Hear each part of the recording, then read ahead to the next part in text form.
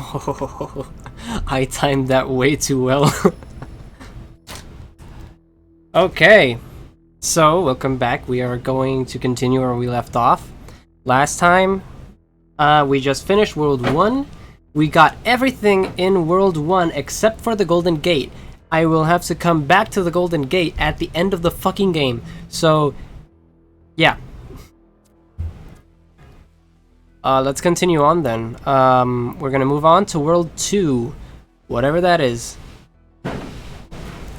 And there's a lot of fucking wind outside, so I hope it doesn't, like, take out an electrical pole or something. Anyways, let's keep going. Oh, 4 hours and 8%. Ooh. I got some gummies too.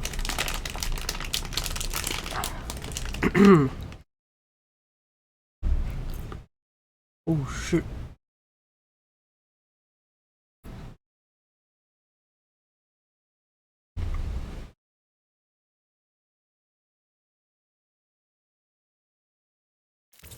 Yeah, I know. I got a hard.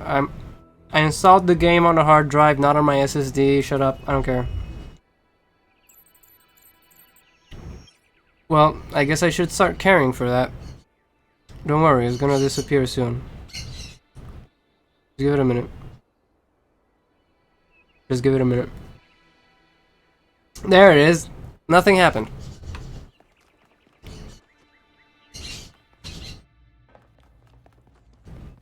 Okay. So, we're gonna travel over to World 2. I could try to look for all of the embers of... Are they embers? Sparks? For all of the, like, flames of Prometheus. Maybe there's more than one inside of World 1, but I don't really care. I don't know if there's an achievement for getting all of them. Either way, I'm not gonna use them because I'm not gonna skip puzzles. Because I'm not a little bitch.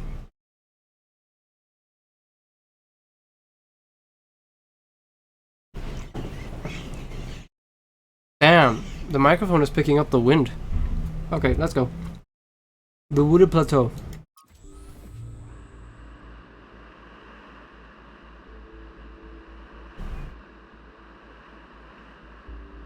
I'm gonna close my Steam window. Give me a minute. There we go.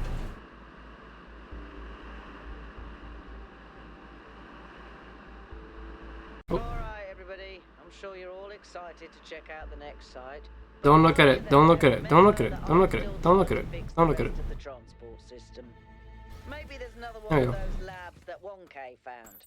If there is, look for more documentation, please. Ooh, pretty. You got so many question marks. Let's go straight towards them. Gate. So it has an owl, and fun thing, the owl is the symbol, it's like the animal that's most associated with Athena, the goddess of wisdom. So I think it's obvious at this point that whoever's behind all of this shit, it's Athena. It's gotta be. What is that? Okay, let's start. Oh, okay, where's one? Back there. 2, 3. So we're gonna start on this side. I'm gonna look for all the question marks on this side first. Wait, no, there's a plaque right there. I can just read it.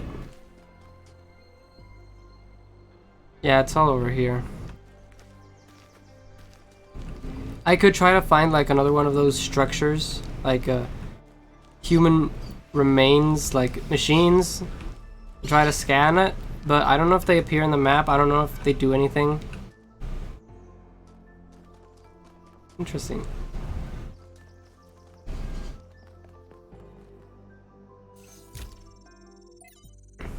World Spirit.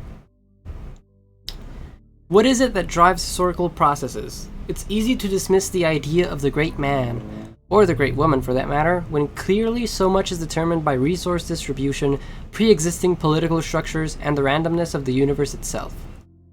But is there no space at all for the individual in all this? Are there not moments when, in Hegelian fashion, an individual may represent the world spirit itself? Was Napoleon history on horseback, or not? Or is that itself another form of determinism? What the fuck is 5358 in hex? Oh, Jesus. SX. What? Sex? Nah. I don't know. From Augustus to Napoleon, from Lincoln to Lenin, there are individuals whose actions seem to drive rather than merely be driven by history. They make bold choices, for good or ill, that transform entire societies. Or do they? We like to blame them for their failures, but are they not ultimately just the expression of a historical moment? But if they are, where is the space for human agency? It sometimes seems to me that all of human history has been that one struggle, to carve out a space for free choice against the tides of history, and heroes and tyrants, pick and choose examples as you will, are both equally a reflection of that. Our greater goal, then, ought to be to extend that freedom to the maximum number of people, to become captains of our own fate as much as that is possible in this universe. Fuck. From Hypatia's Journals, Volume 1, The Founding of New Jerusalem. Day 14. Melampas and Yemo went back to the dam to get more charging equipment. They've not returned yet, which means that we're stretched a little thin, since we are still posting guards at all times. But those large herbivores haven't come back yet, and at any rate, Eustathius assures us that they are non-aggressive. But it's better not to take any chances, not when there are so few of us and so many of them. Elephants? Giraffes? I don't know. Athena and Cornelius and Eustathius spend most of their time drawing up plans and arguing. In a friendly manner, but arguing still. The rest of us are managing to tune them out pretty well. It's like background noise after a while. We have started construction on the first habitat. It's gonna be a temporary structure for now, but we'll all be glad to get out of the rain. Now I'm gonna translate the fucking hex code. Let's go. 2069732374696 C6 C26 86 E2666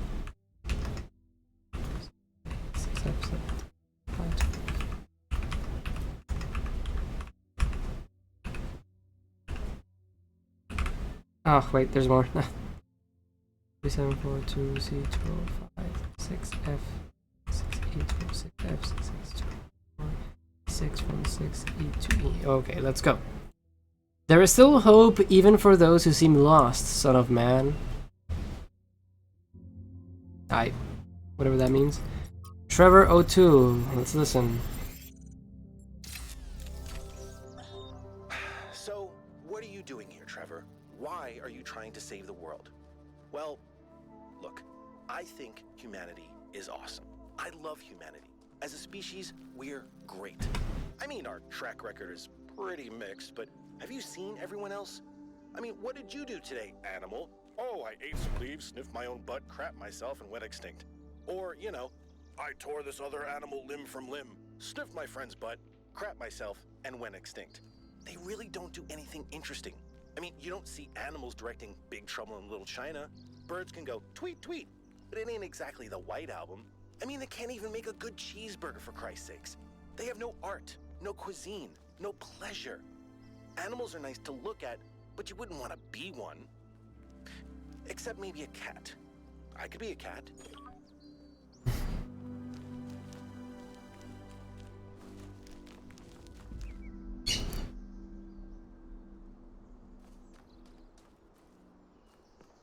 Okay, where is this question mark pointing me to?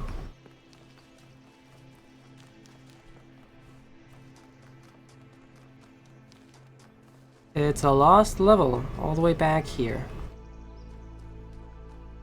That's what it's called, right? Yeah, lost puzzle. I don't know if I should raise my things again. I'm not going to. Okay, next question mark.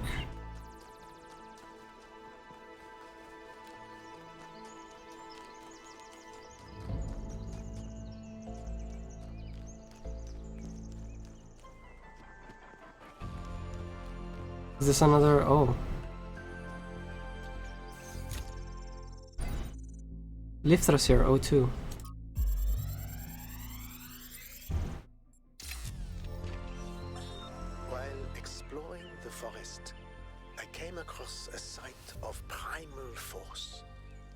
beautiful stag, standing on a hill silhouetted against the setting sun. It appeared like a messenger from some divine natural power, perhaps from Gaia herself. Even to a being such as myself, less susceptible to manipulation by instincts and hormones, it was clearly a moment of revelation. In such moments, we are told to avert our eyes. But what if we do not? What will we discover if we look more closely? If we could speak to the stag, what wisdom would it have to offer? The answer is none. The stag is an animal of overwhelming stupidity, driven only by fear, hunger, and lust. There is no abyss for us to plunge into behind this revelation. Rather, the revelation is as flat and unreal as the plywood walls of a film set.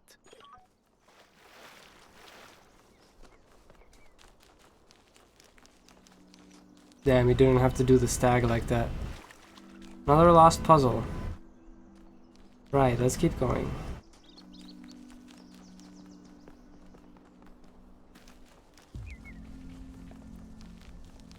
Okay, so here are the two stars.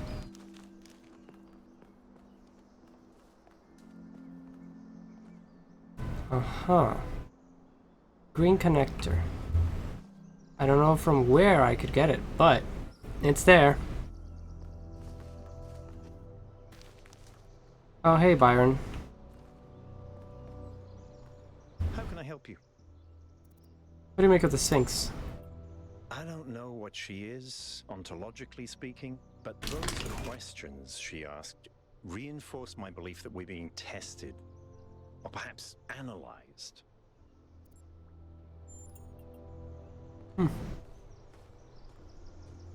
Where's the question mark? I fucking lost it. Where is it? Oh.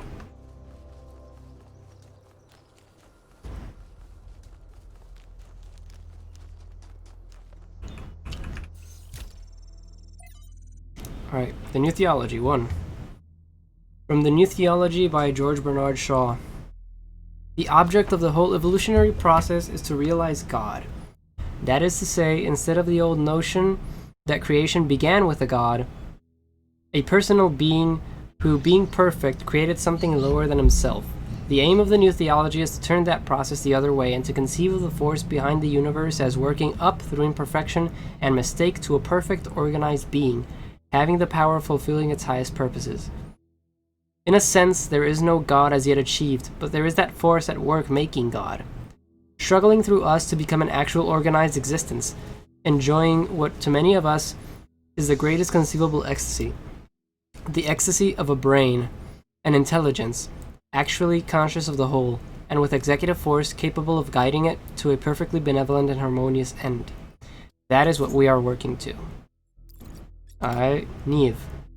God damn it, more Hex. From Lives of the First Companions by Randolph. After these events, Neve decided to consult the writings of the ancients.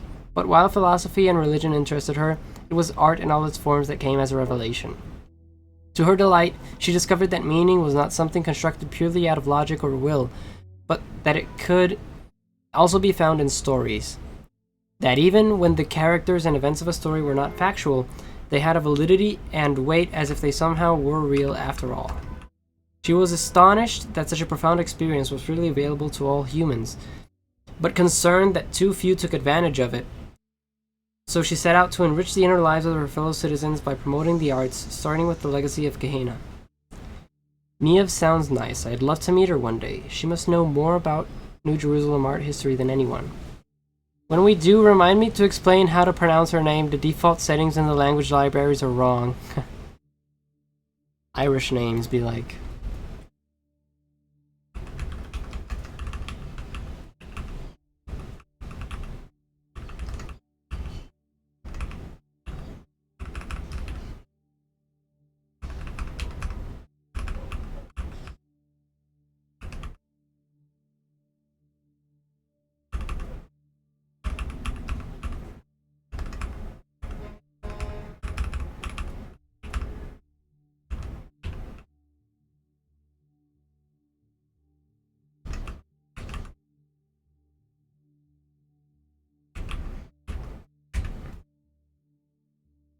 You are diligent in your pursuit of hidden truths, son of man.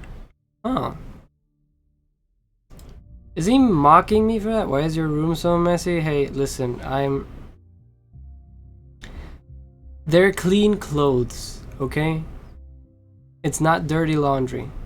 I just haven't put it away yet.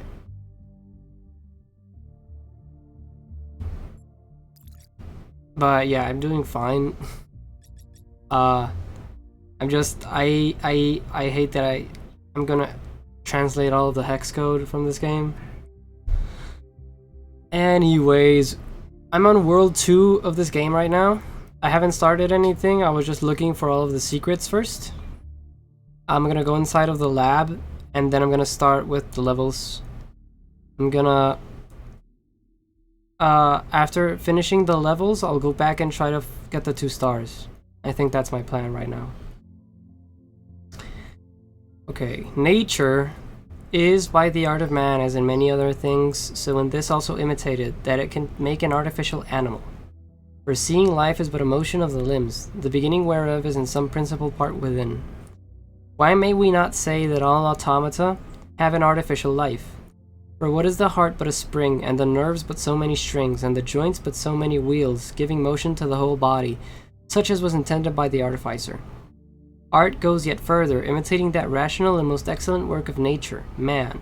For by art is created that great leviathan called a commonwealth or state, which is but an artificial man, though of greater stature and strength than the natural, for whose protection and defense it was intended, and in which the sovereignty is an artificial soul, as giving life and motion to the whole SX, I think that's what it said.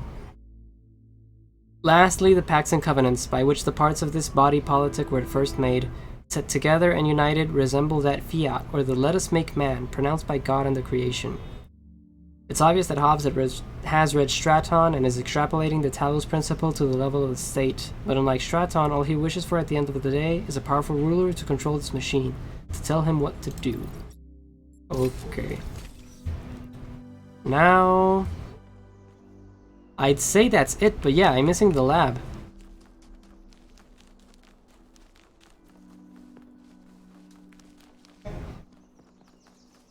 Oh.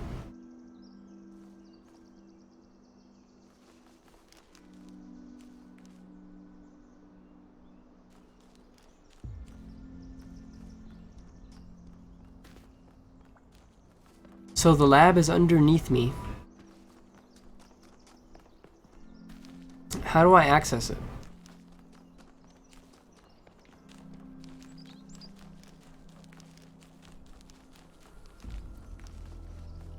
The lab is somehow under all of this.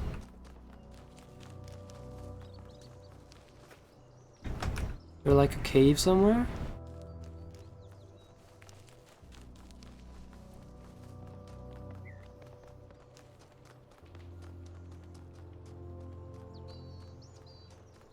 Aha! What up, Melville? Is something right? Tell me about yourself. Oh, I didn't talk to Melville in the last Do world. you want my autobiography now? Fine. I'm one of New Jerusalem's chief engineers. I'm in charge of city maintenance and power management. I'm old as dirt, although not quite as old as that fossil Biden. In short, old, grumpy, keep stuff running. Do you have any hobbies? Hobbies? You think I have time for hobbies? That's cute. If I had time for hobbies, all of you would be dead. Really? Nothing? What do you want me to say? I like bubble baths, candy, and the concept of Tuesdays. Cities don't maintain themselves. If you don't put real effort into keeping stuff running, it all falls apart in just a few decades. Civilization is always on the brink of collapse unless we do something about it. And I do. I hear you're a big fan of Yakut's cat. Listen, one day that furry little demon is gonna pee on the wrong cable and all of New Jerusalem will just turn off. Forget about the megastructure. He's the biggest threat to our security. What's your evaluation of the megastructure? It's big. It's too big. And it's got a lot of energy running through it. Frankly, I think we should be pooping our robot pants. See, that's what I mean about the language libraries. Pooping our pants. Really? Any progress on the particle clouds? Yes, but I'm not liking the results. What are the results? Confusing, irritating, infuriating. Take your pick. Did you have a look at one of those labs? I did. It's interesting.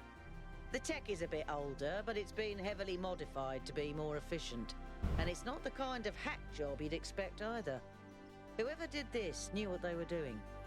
We could probably learn something from them. Where could all this tech have come from? I guess it could be discarded New Jerusalem tech. The mayor made us throw away a bunch of stuff that was perfectly fine, if you ask me. But I'm not sure. I'll check to see if I can find any serial numbers and I'll get back to you. That's all. Yeah, talk to each member of your team. Let's go.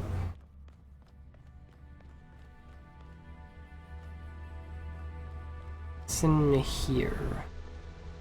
Nothing, just the generator.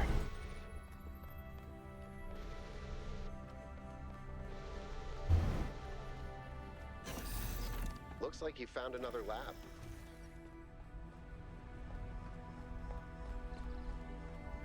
Wow, that's a lot bigger than I expected. Yeah, this is fucking huge. What are they doing here? Shit. Who are they?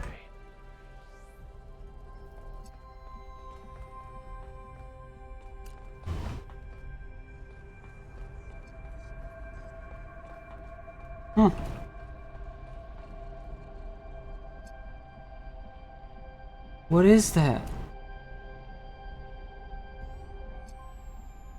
Red goes to blue. Blue goes to red. That's an inverter. I wonder if it does anything to green. Probably not. Untitled draft. Saint Eadwald identified the tetromino with the tetragrammaton and the Greek word for God, because to him the mathematical properties of the tetromino reflected God's ability to reshape the world without breaking its laws. Elohim, in his desire to impose meaning on the simulation. There's a siren outside.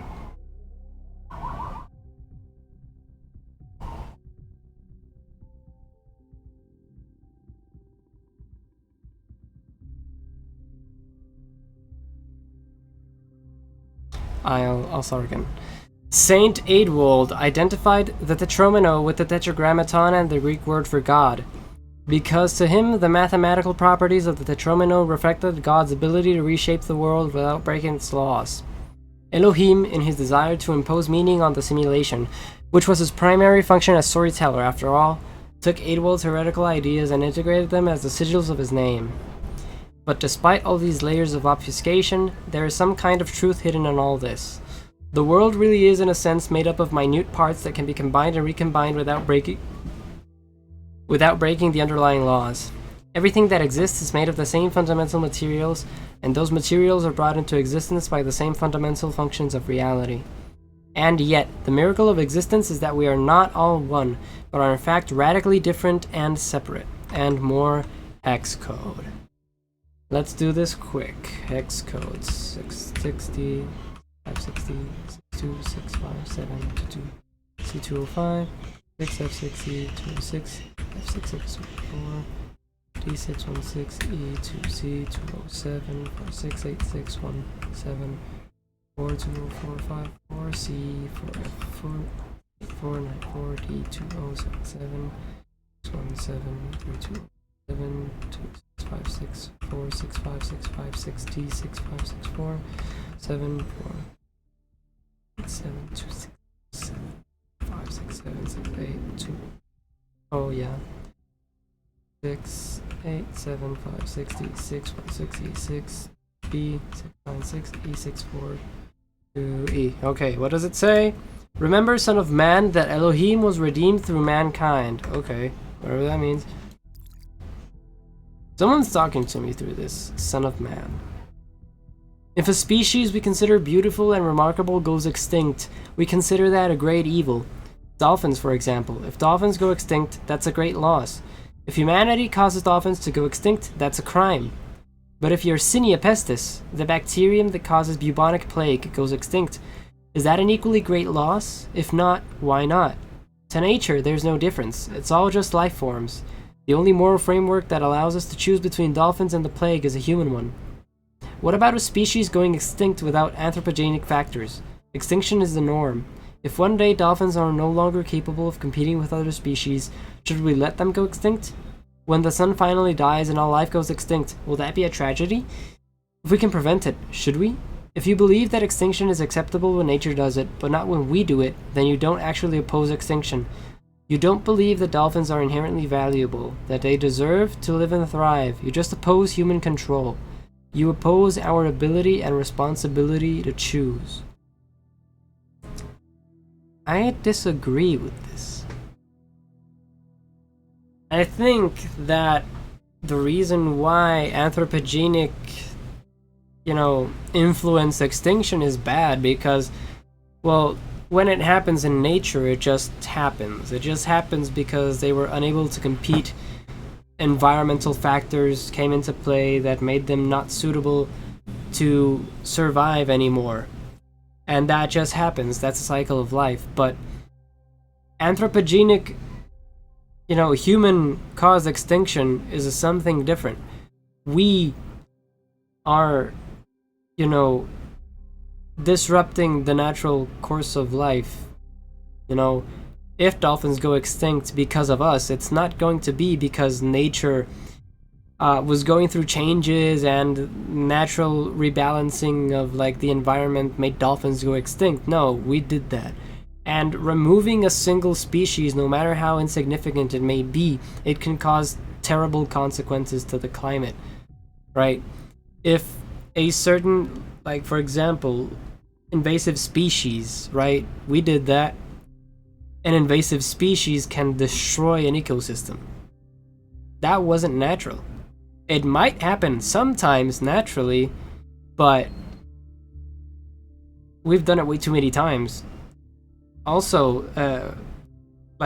getting rid of vegetation, getting rid of one single species can cause a chain reaction that'll get rid of a bunch of other different species in the same ecosystem. When it happens in nature, it happens because it had to happen. Ecological niches are filled naturally by adaptation and evolution over time. It doesn't happen immediately, it happens over time. Only extinction events actually make things happen immediately, but those are kind of rare. And yeah, I don't know. I guess I disagree with the conclusion of this text, basically, is what I'm trying to say.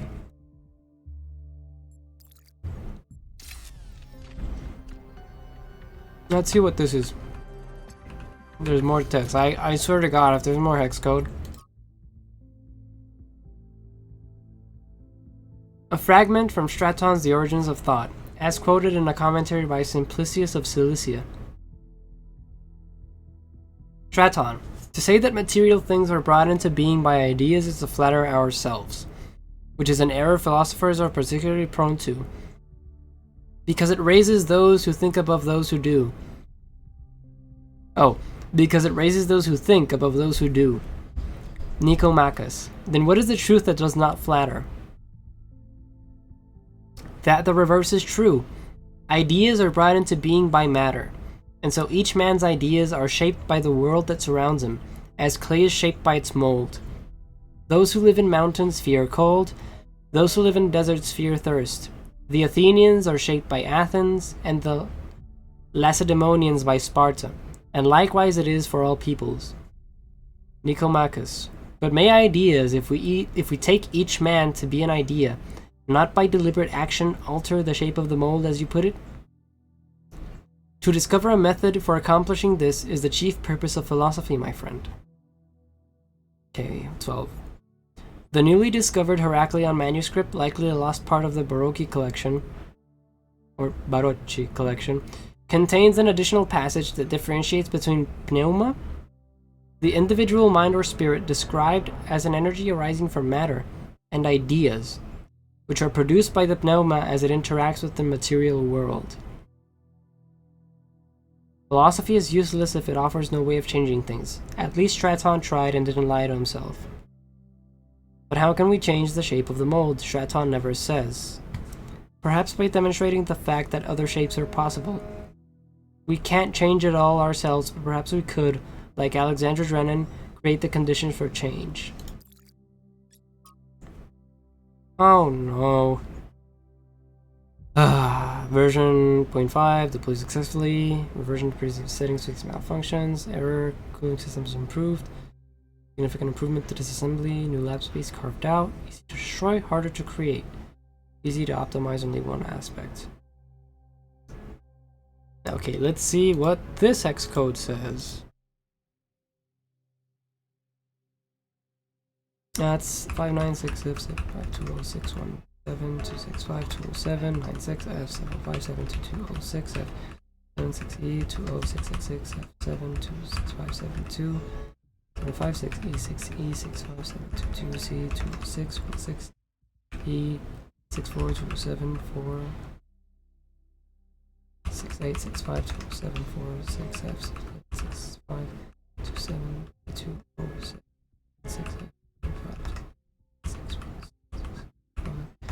275696264 Say, you are your own forerunner, and the towers you have builded are but, and it cuts off. I'm gonna continue on. It says 42074656E 4617 4696F6E 206F synthesis 66207 722 3656C662E 20416 64274 68617 4207 3656 C6F6F 7368616 C, right? Yeah, C. 206 265 246 120 6F 56 E64617 9 6F6E2E. Okay, you are your own forerunner, and the towers you have builded are but the foundation of your giant self, and that self too shall be a foundation. Well, I don't know what that means. Schematic, let's download that shit. Oh, okay. Fuck happened, Elohim? The world is a wonderful place. Miranda? Every day we take another step forward. Every day we come closer to the truth. The closer we get, the more I can see the beauty of the universe, the intricate perfection of its mechanisms. I can't see her number. And the universe is a machine. Every part of me serves a purpose, or I could not be myself. I could not be Miranda because that specific person could not exist without those specific parts and their specific functions. In the same way, every part of the universe serves a purpose. I think that is what we were meant to discover here.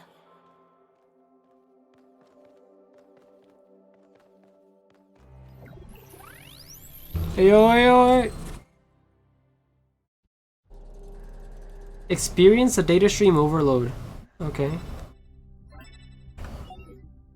1K.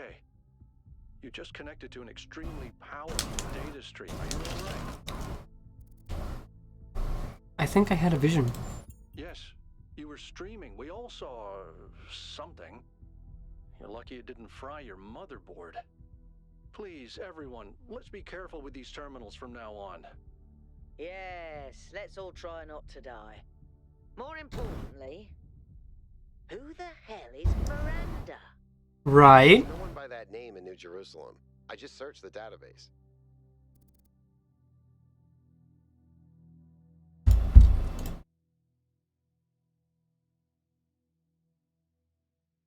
It must be one of the...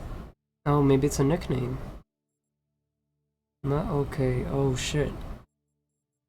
One of the people who built this place? Maybe it's a nickname. Your guess is as good as mine. I'll go with a nickname. I don't recognize the voice either. Maybe we need to consider the possibility that it's someone new. Someone we've never met before. But where did they come from? And how many people does it take to build something this huge? Like I said, we need to find out more. Well, you'll be happy to hear that I'm about to fix another part of the transport system. Thanks for the files, 1K. I hope they didn't fry your brain.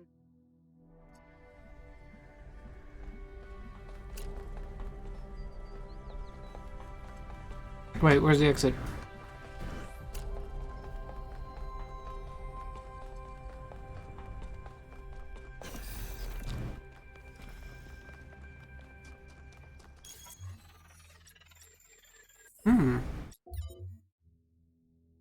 Eastern wetlands. A region of low hills interspersed with small bodies of water. Overshadowed by a gargantuan star-like construct. Well, that sounds interesting. Let's go to the puzzles. Let's go number 1. Which one is this? This is a lot. Oh, this is 6.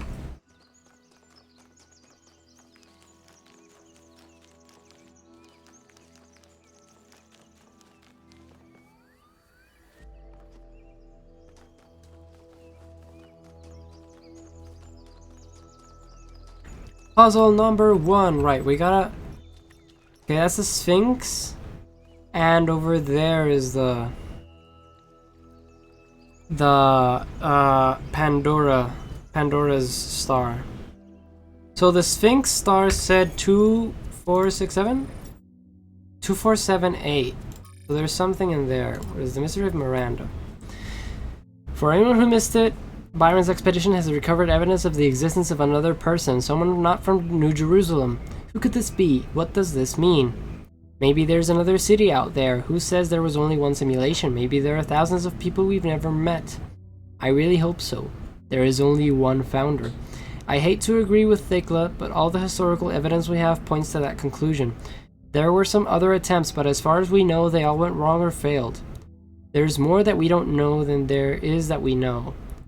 That sentence is gonna make my brain crash. Why do we think Miranda's from Earth? There's no evidence to support that idea. I really don't think it's aliens, Jacques. Everything here is obviously related to New Jerusalem. I'd like to hear more about these other attempts to save humanity. Some people affiliated with the Institute for Applied Noematics tried to set up a secondary site at another dam. But after about a century, the dam collapsed and took whatever was happening inside that system with it. There was also a similar attempt by another organization, but without the test of free will that Alexander Drennan devised. According to Liftrasir, it never produced a viable mine before it ran out of power. Could there still be others out there? Theoretically, yes, but even our dam would have collapsed without extensive repairs, and even a nuclear power plant would have run out of fuel by now. Man. Okay, Alcatraz, is there anything... I've been meaning to talk to you. Okay. This, vision you had... Oh shit, the vision. Stream overload. How did it feel?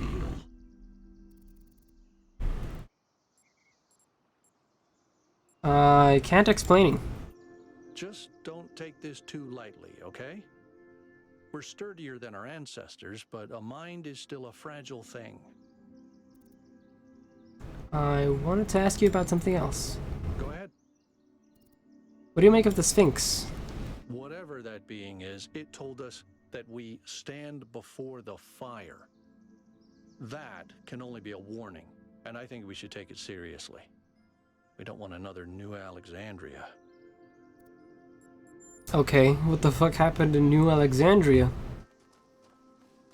1. Quantum tunneling. Oh, is this the portal? Hello, driller. Okay, so I can only create a hole in these walls.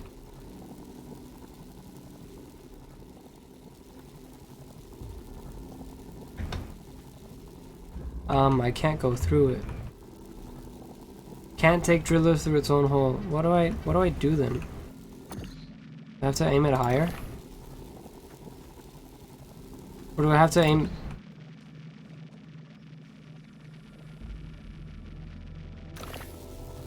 The hole is the same size anyways. But I guess I do that.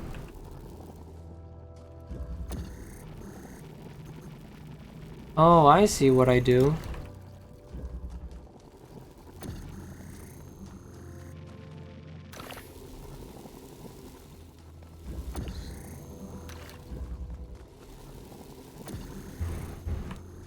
My genius.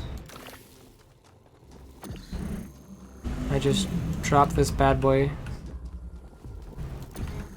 And... Right.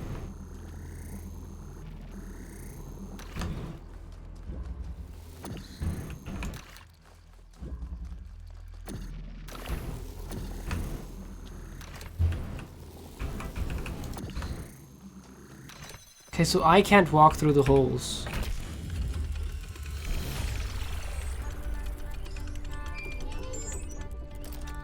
I've managed to extract an audio file from 1K's data stream incident.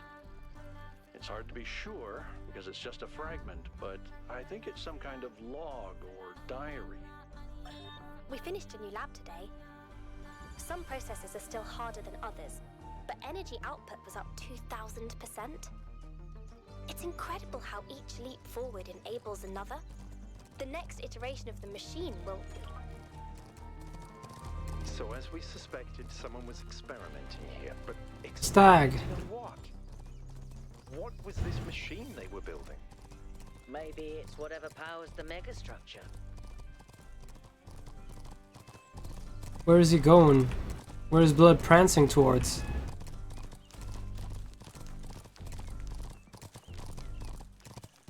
Oh, he ran into a tree.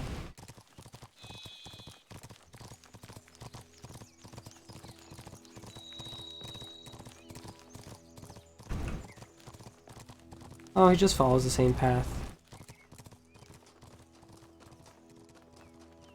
Okay, number 2. Mutual aid. Majammer. It's behind here. Oh shit, okay. I got it.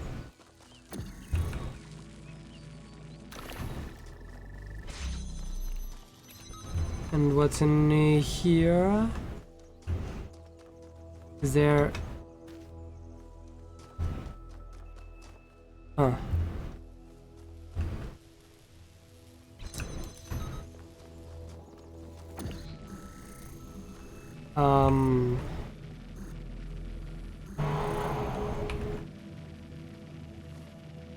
Yeah, I guess I can do that.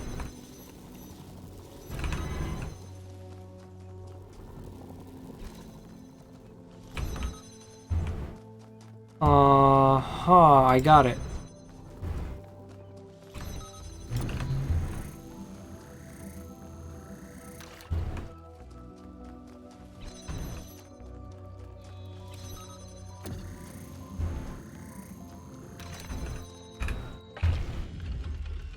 Damn, we're breezing through this shit. I can't help but notice that many of these structures are not strictly functional. There's a sense of aesthetics, of beauty here. Yeah. This place might be meant to test us somehow, but perhaps there's more to it than that.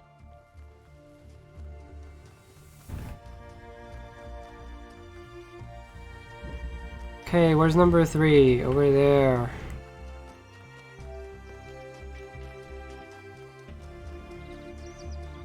Wait. There.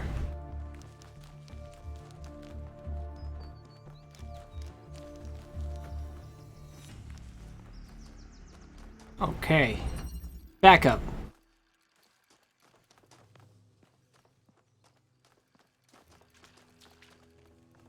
Okay, so that's first order of business.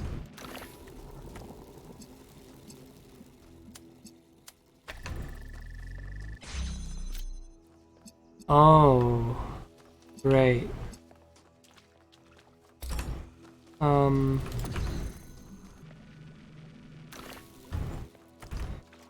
These things have range.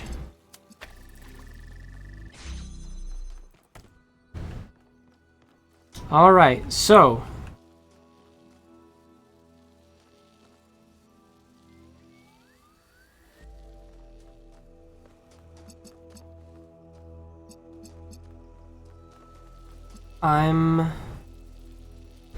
so we want both of these lasers.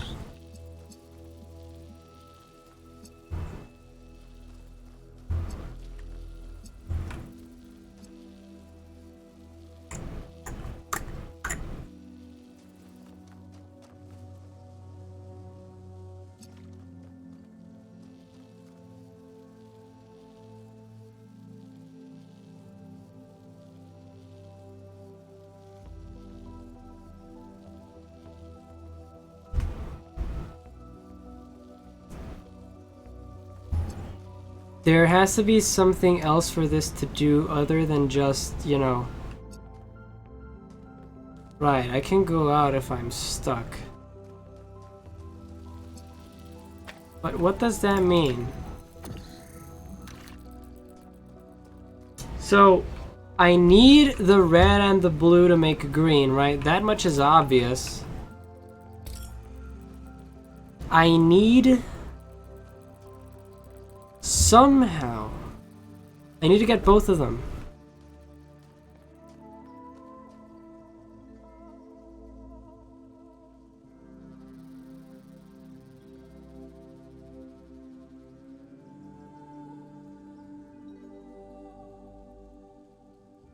Aha, I got it.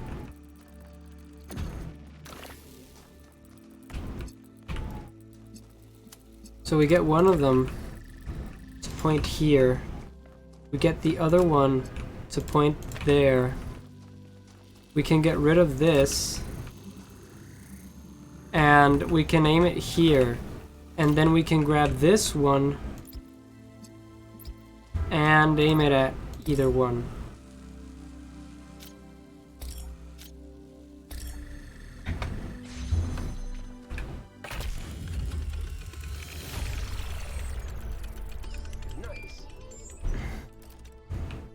Thank you, Yakut. Why don't I see the particles? Did I do something?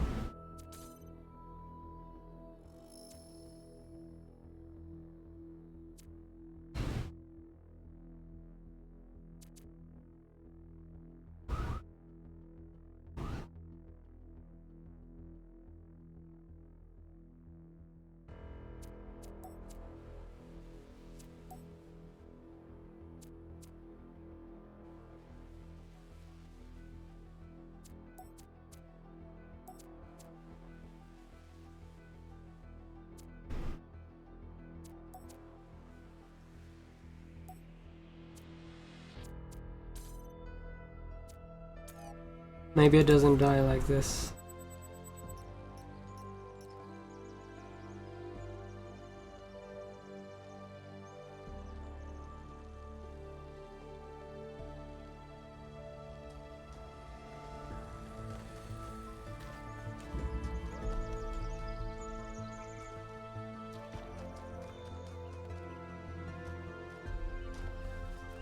Oh, there's fog.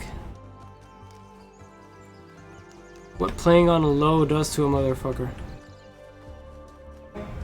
Right, let's see the private message. Connecting you to a friend. I've relayed your responses to my friends and they have reached certain conclusions regarding your character. Would you like to hear them? Yes, go ahead. Now you're new, so let me fill you in. Your arrival marks the moment of New Jerusalem's maturity, and there are differences of opinion about what it ought to become. Naturally, there are people working quietly behind the scenes in an advisory capacity trying to guide our city to prosperity. People who know things which would only scare or confuse the average citizen. I have 5 such friends who express to me their interest in getting to know you. Who are these people?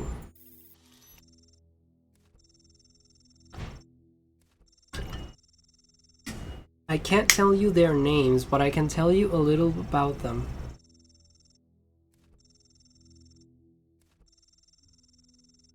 The first is an engineer by trade, tends to see the world as a puzzle to be solved. The second is a scholar of some repute, thinks the big questions have answers in our code. The third is hard to pin down, a practitioner of the esoteric arts. The fourth is a member of the political establishment.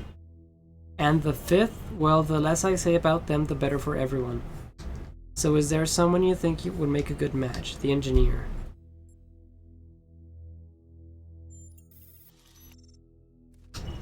Yes, based on what you've told me, I'd say you share the same faith in the potential of human reason.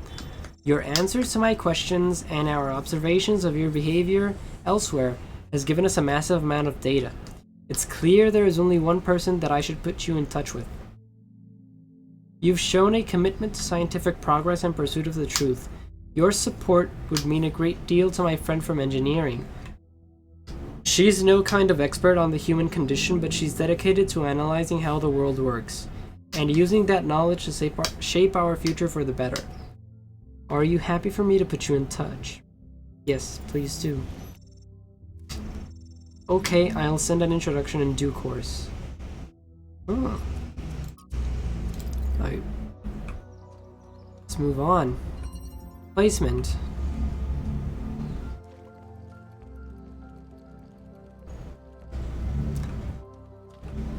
Okay. We're doing another one of those, I guess. And yeah, so we're gonna get the laser. Take the connector.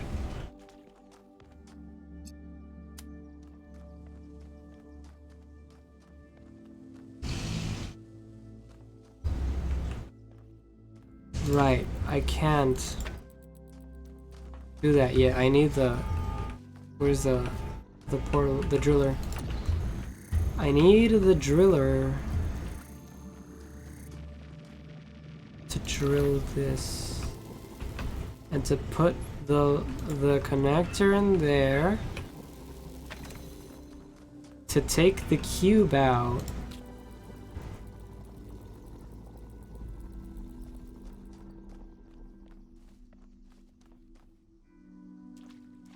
Oh, I see.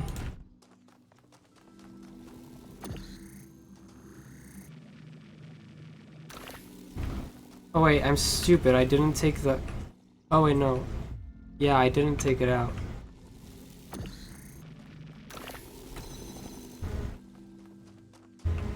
So...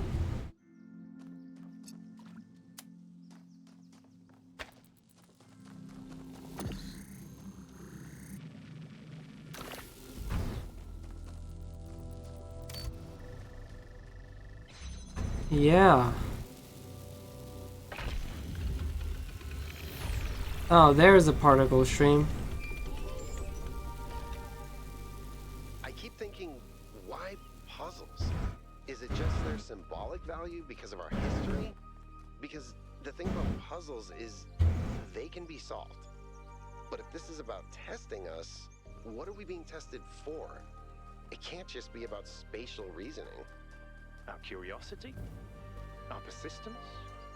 You're assuming that this place follows a coherent logic. My impression is that it's full of contradictions. So these monuments represent each of the entities. Pandora, the Sphinx, and Prometheus. Makes sense, I guess. Do it. For a given value of sense.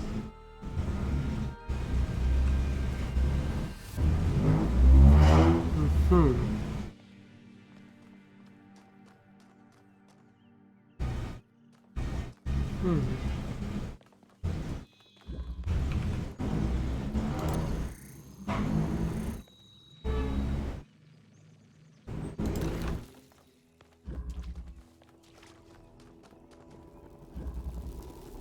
No, I can't even reach it from there. So, yeah, I see.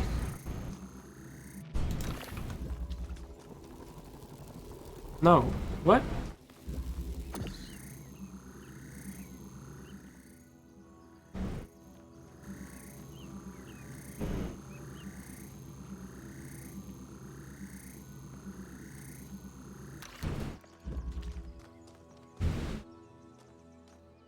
Oh.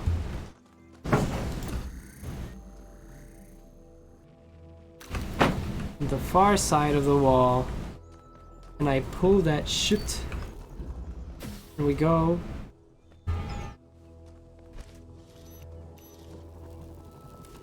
Oh wait, yeah, I need a... No, there was a ladder. I did not need to do that. Oh, there we go.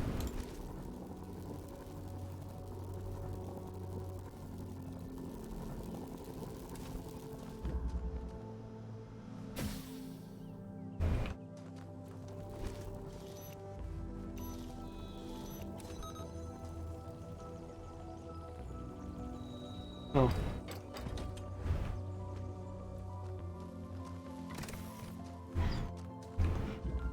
Oh wait, no, that's the last step. So what else should I...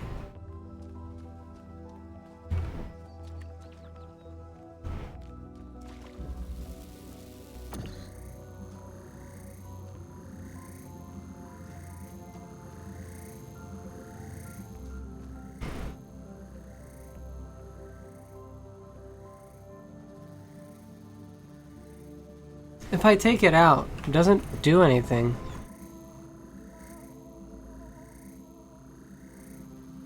Hold on. I gotta analyze this.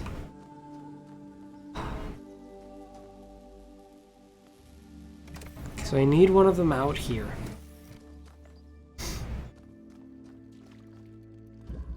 I guess I can, yeah, I can do this. And then aim this in there at that gate. Yeah.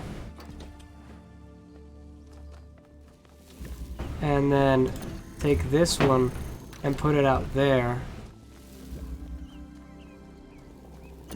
And then I can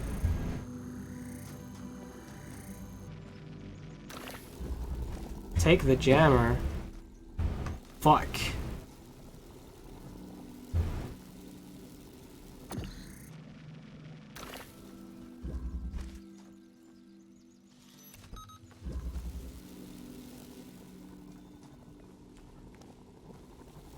Damn. What can I do about this one?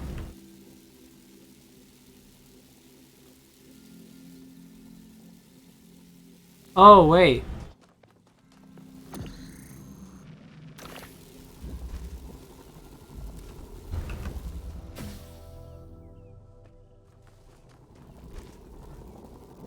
If I jam this, I can take the other one out. No, I can't, unless I jam it with this one.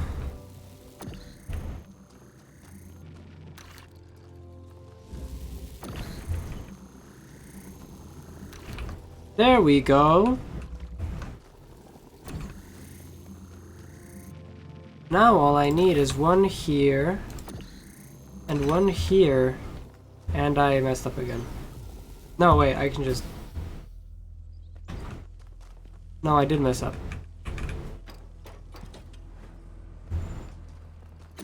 Just need this one, aiming here, take this, jam the door, take this, put it back here, and we're done.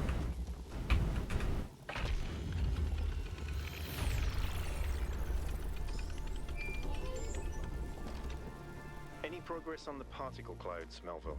It's pretty clear they're integral to how all of this functions.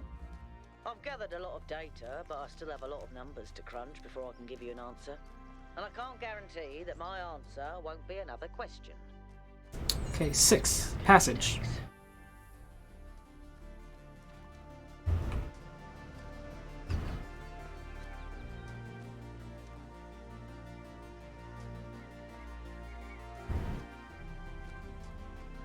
What's up here?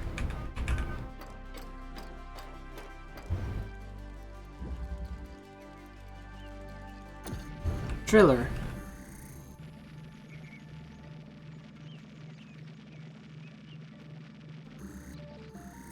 Interesting.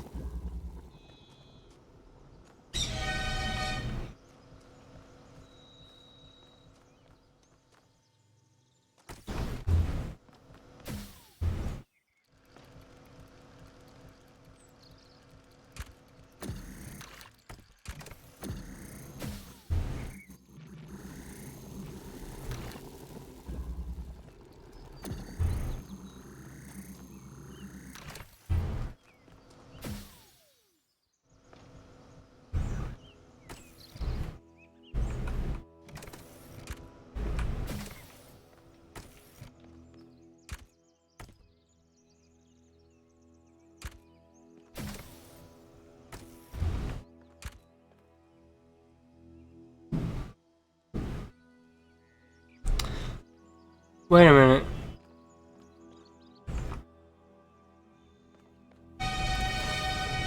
Right, there's that thing. Didn't even see you there.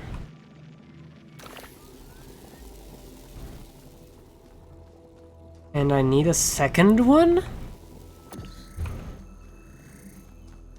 Oh, I see.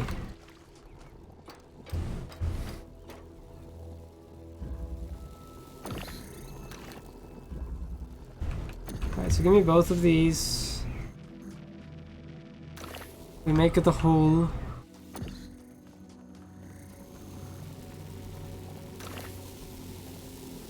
We get the jammer.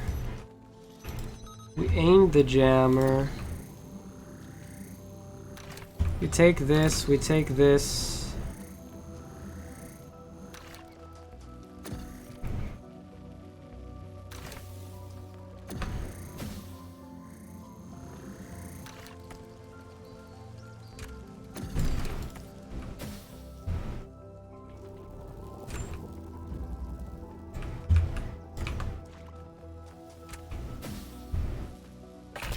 There we go.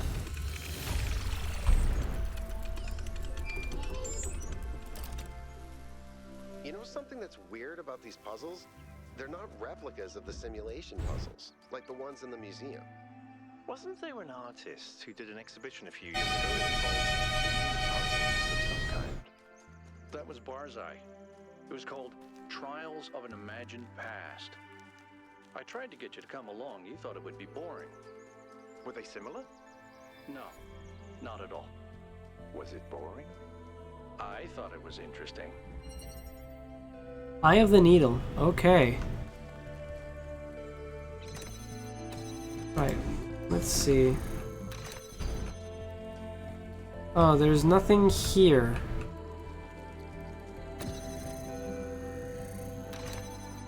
Okay. We've got one of these. Oh, gee, what the fuck?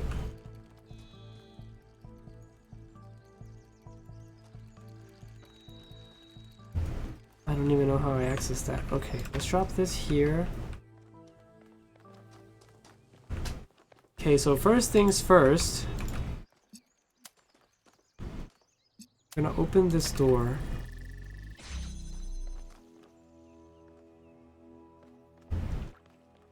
And there's another one there. I'm guessing I gotta shine a hole through these somehow. Right. How would I access this though?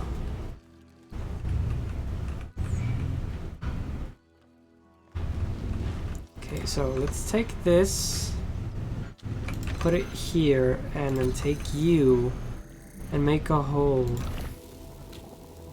And I take this and I put it here. And oh wait, no, I need to use it to jump over the fence. Gotcha.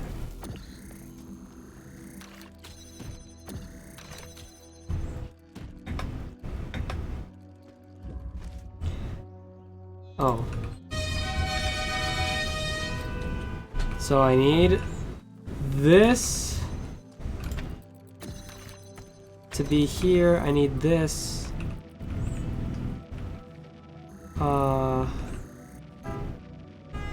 Here. Right. I need this bad boy aiming over there.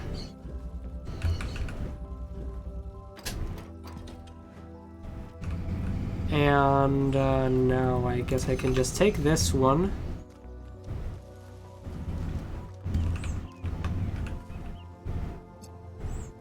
Right.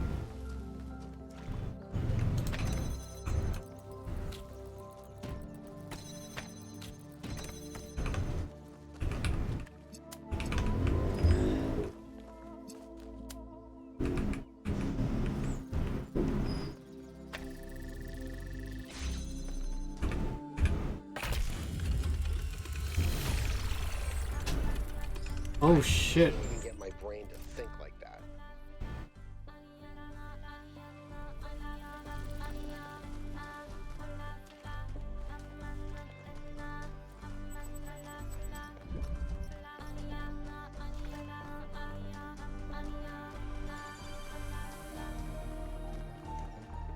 Okay, so there's new interface content.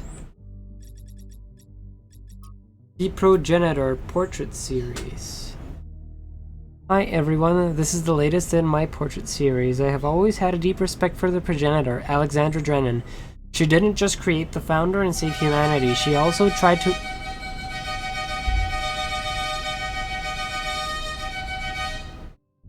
Damn.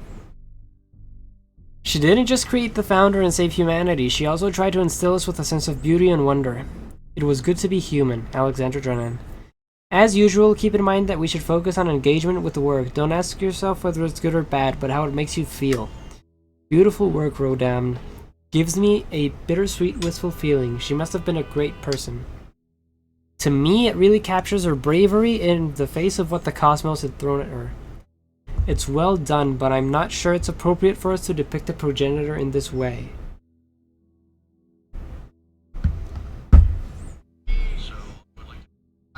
Shit, wait.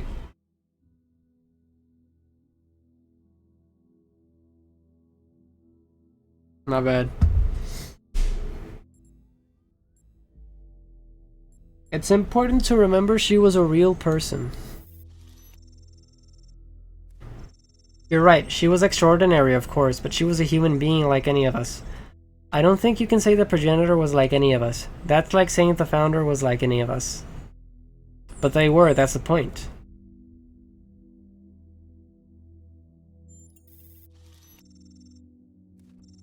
You're new to this world, so I understand your ignorance, but it would be best if you were a little more respectful. The founder created the goal. She created you.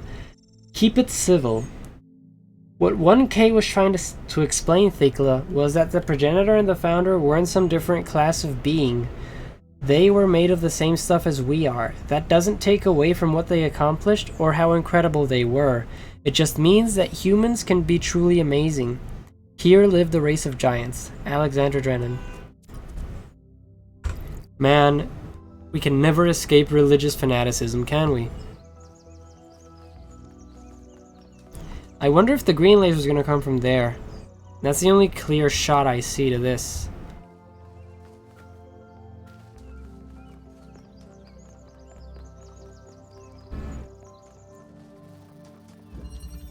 Seesaw.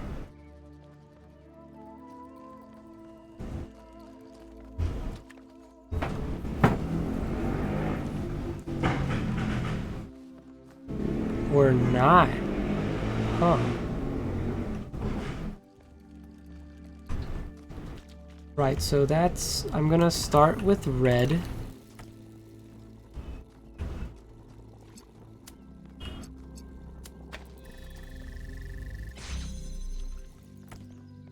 And then... This isn't... what?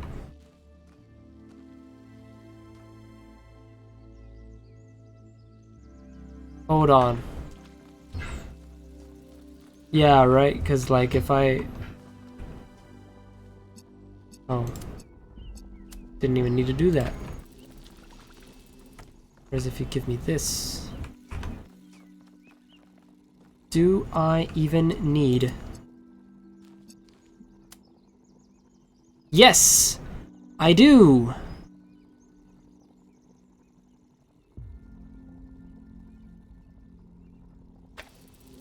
Because that's gonna happen.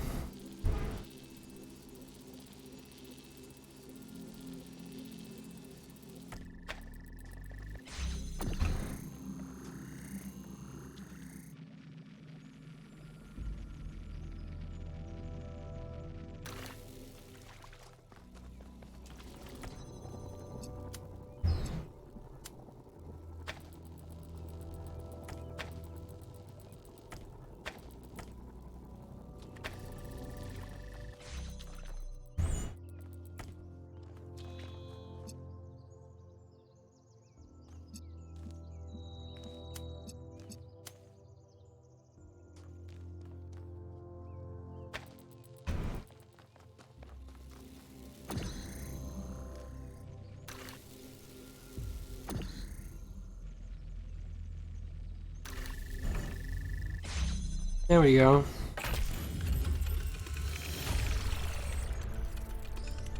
So, this isn't where I get the green from. Where, oh where do I shoot the green from? It's gotta be from in here. Mambo number 5.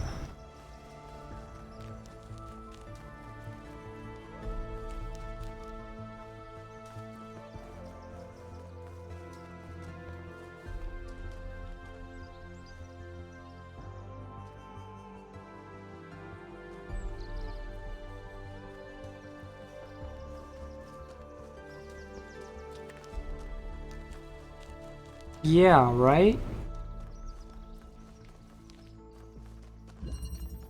No. What? Okay, so it says 2, 4, 7, 8.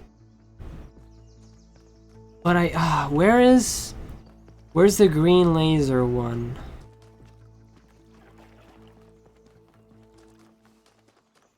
The green... Can I talk to you? No. Okay, so 1 is that. Quantum tunneling. 2 is for the way you...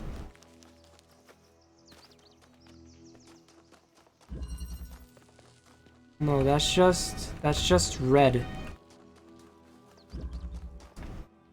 There was only one of them with the green, so I'm assuming it's that one, but I have to point it all the way at the statue. Or no, actually, let's do the lost levels. Maybe they're in the lost levels. Hey, 1K. What do you make of this Miranda?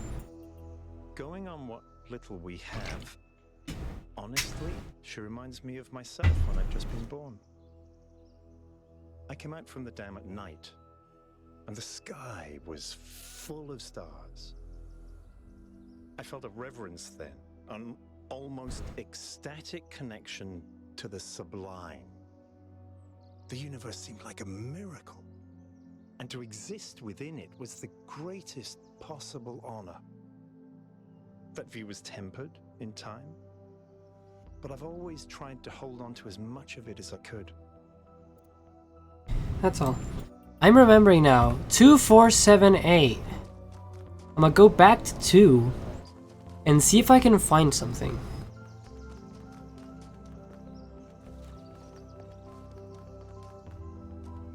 If not inside, then outside. Let's explore. Said 2, 4, 7, and 8.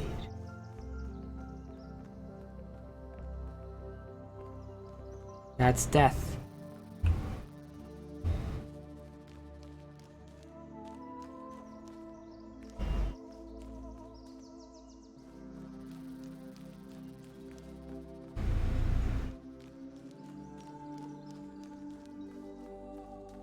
Two, 4, 7, and 8. I wonder if I can climb this. And if there is anything at the top. It doesn't seem like it. 2, 4, 7, and 8. What do the numbers mean, Mason?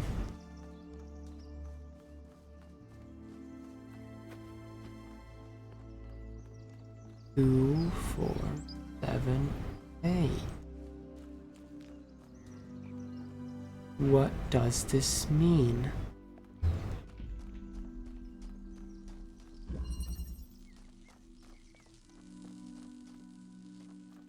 Is there like a switch somewhere?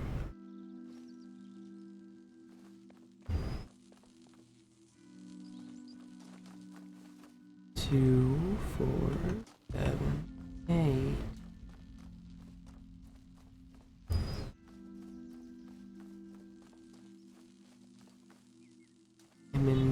I'm in 2.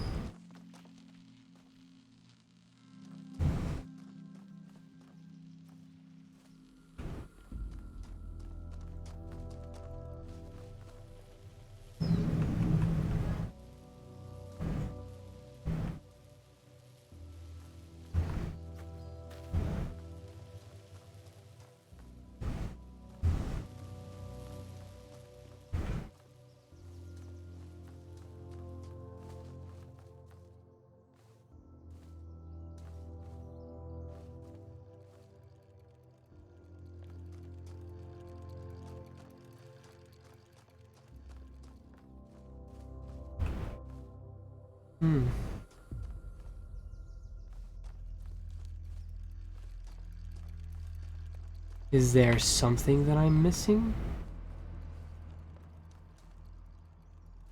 Am I stupid?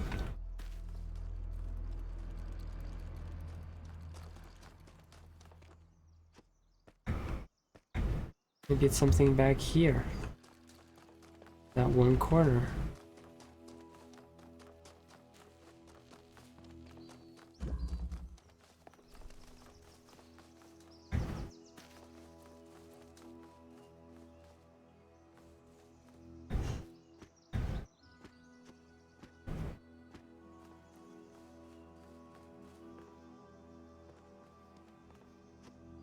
Can't really seem to see anything. That's just a normal wall.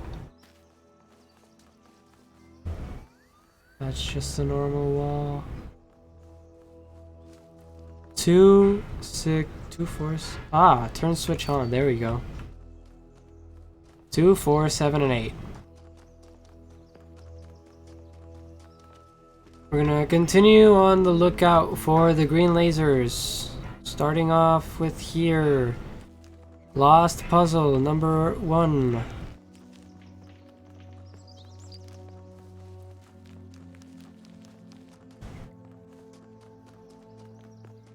No, that's not green. That's blue. But now that I'm here,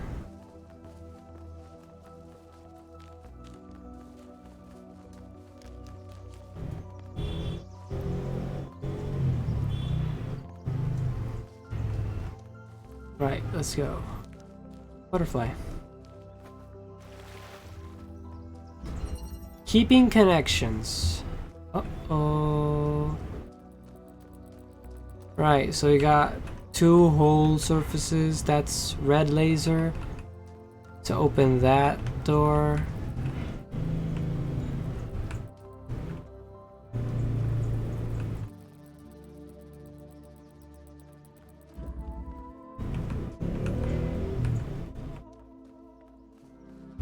And then red laser back here.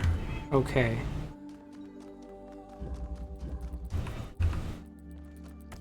So I must somehow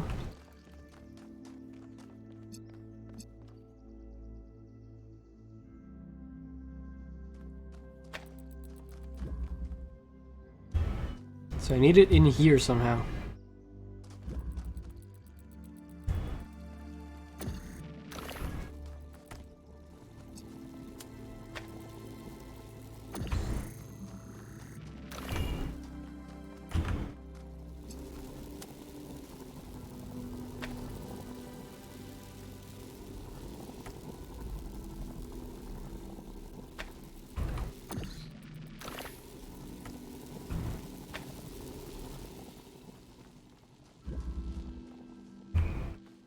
Oh, it's on the other side.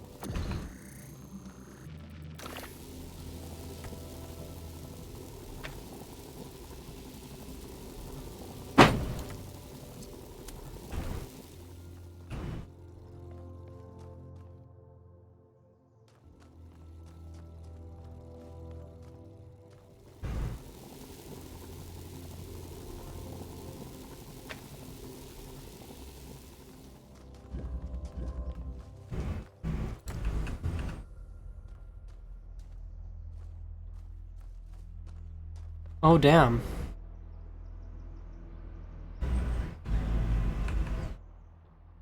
Oh, I see.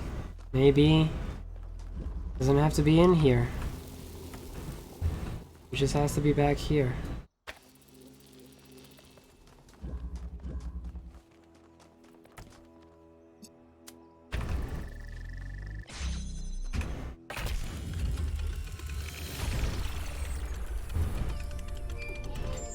Right, the Golden Gate.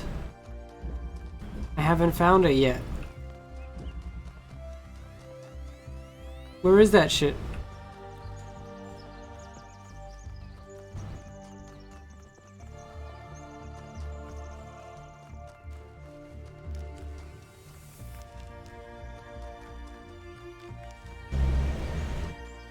Shit, there it is.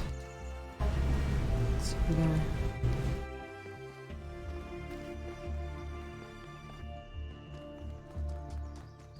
Uh-huh.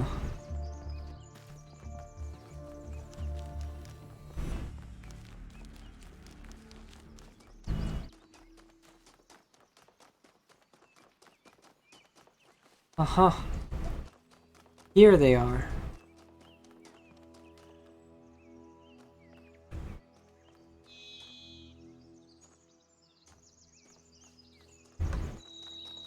Okay. Good to know. All the way back here, Jesus. Well, I'm next to another one. And, I really need that green laser.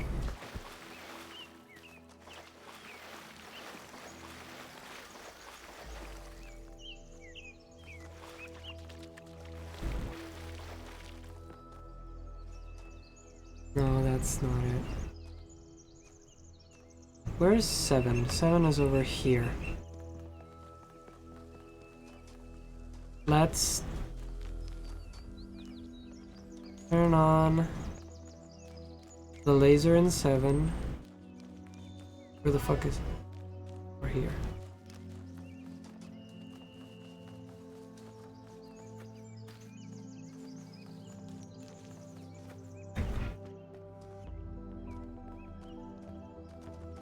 And once again, this one was, it did not have a green laser. And then back down here for 8.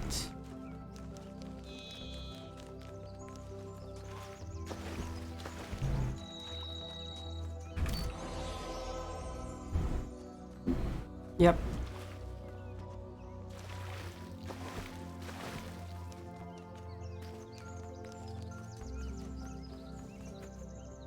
Speak to me, Sphinx.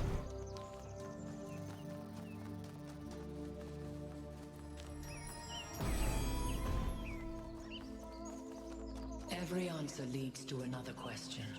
The last answer leads to the first question. Okay.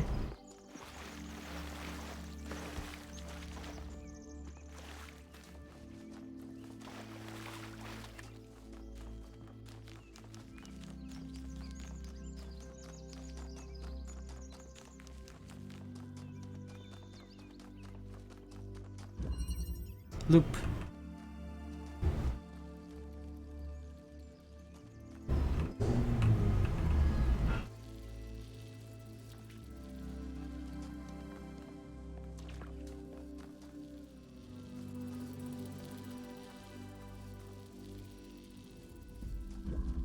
Okay, this is something else.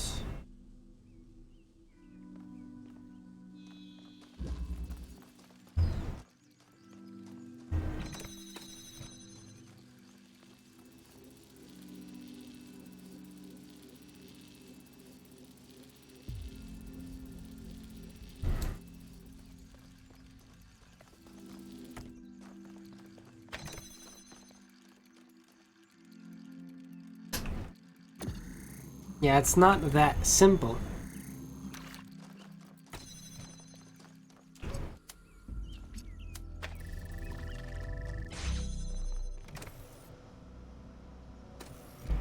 Something is gonna get shot out of here. But what's it gonna be? It's probably gonna be the cube.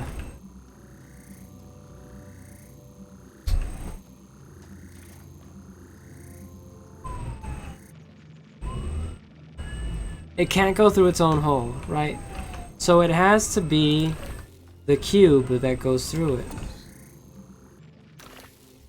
Which means I need to make a hole for the cube.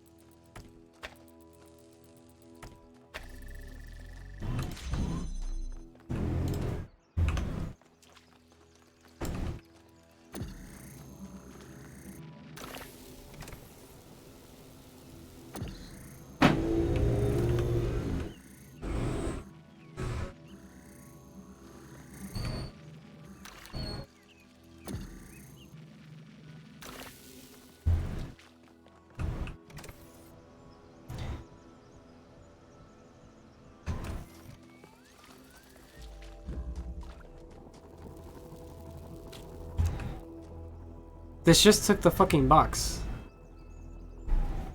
Right back to the beginning. I guess I can use it to send the laser then, right? Do this again. Is there a ladder? No. Because if I stand here, it can send...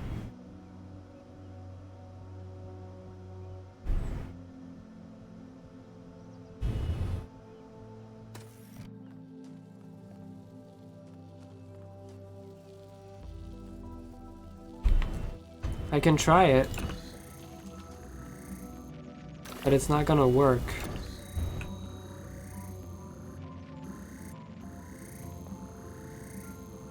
No, yeah, it's not gonna work. It has to be the... This.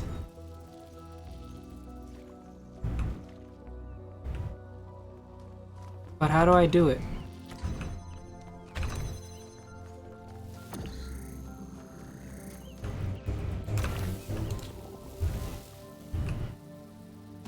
Actually...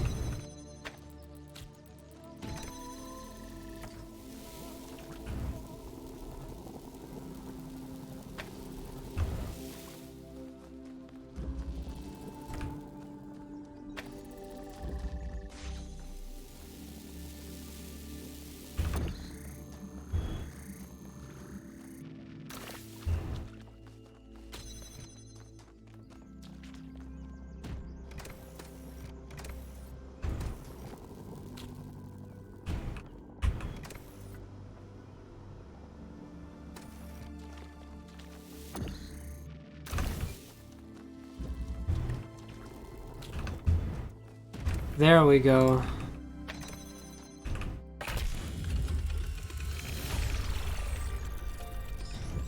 Now I gotta go back to...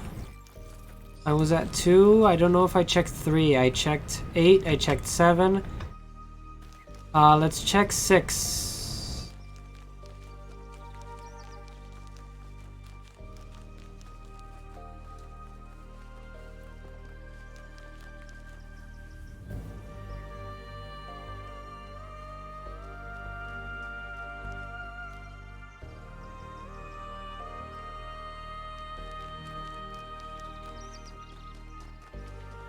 Melville?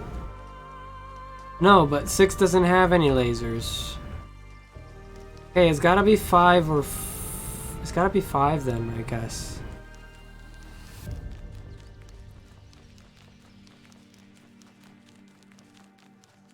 Yeah, let's go to 3 actually. Let's see. Right, because 4 had a blue.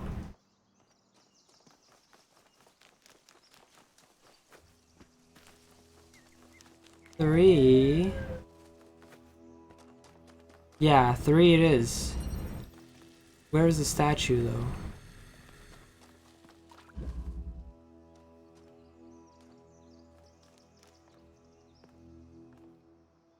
Aha! I see you, sneaky little shit.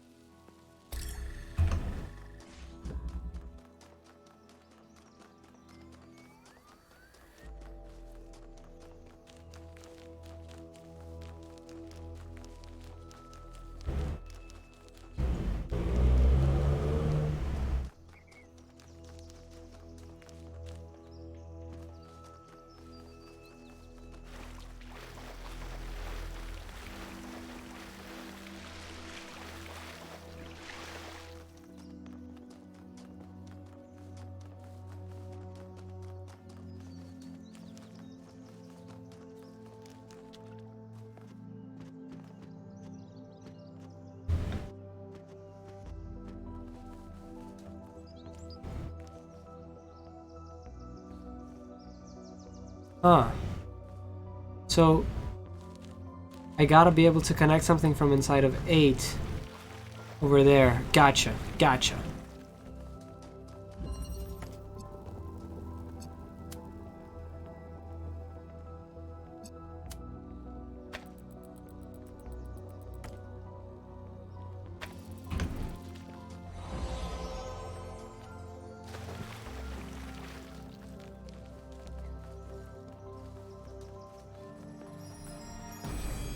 Okay, let's go. The hunter does not hunt because he is hungry. He hunts because he revels in death. Let's go to the bridge.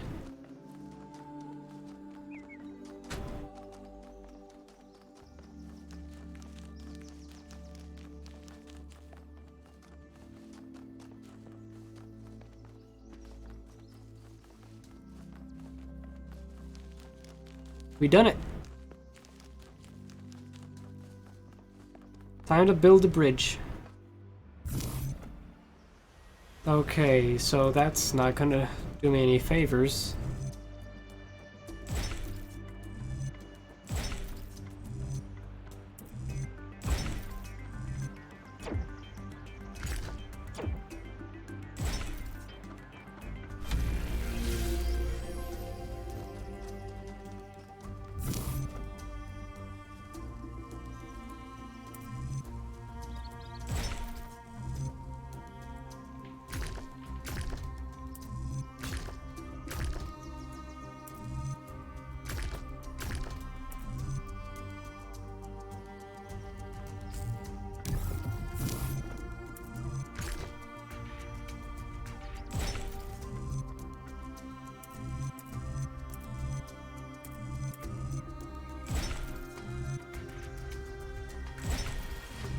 No.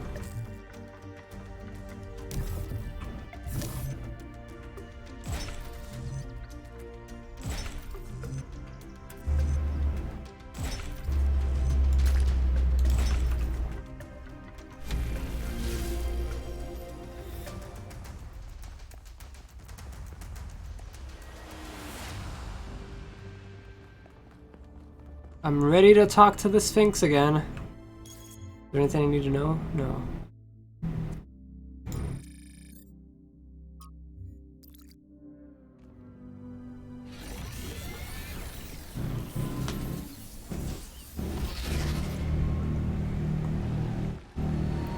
Prometheus. Pandora. Creature of clay. You have strayed from your garden and entered a domain that is beyond your ken. Turn back now, before you harm yourself and others.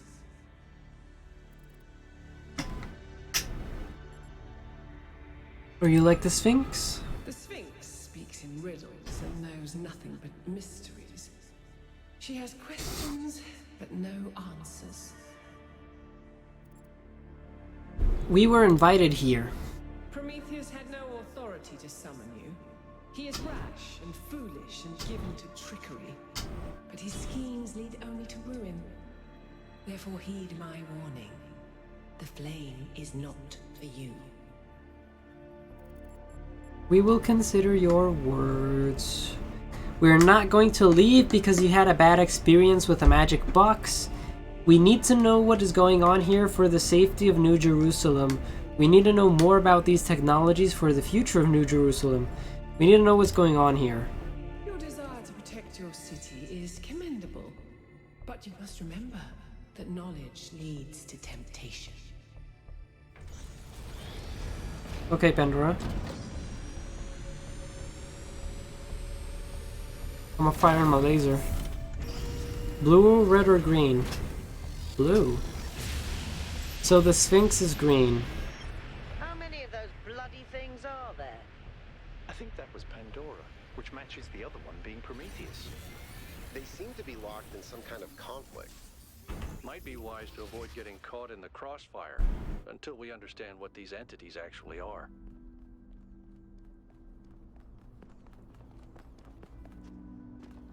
Okay, we're going back to the hub now.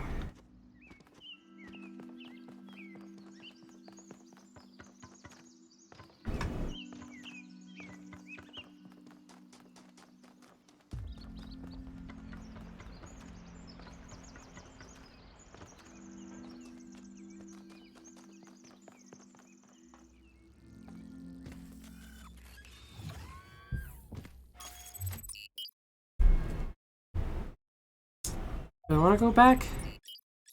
I can release the stars, but they don't do anything yet, so I'm just gonna keep going. Eastern Wetlands.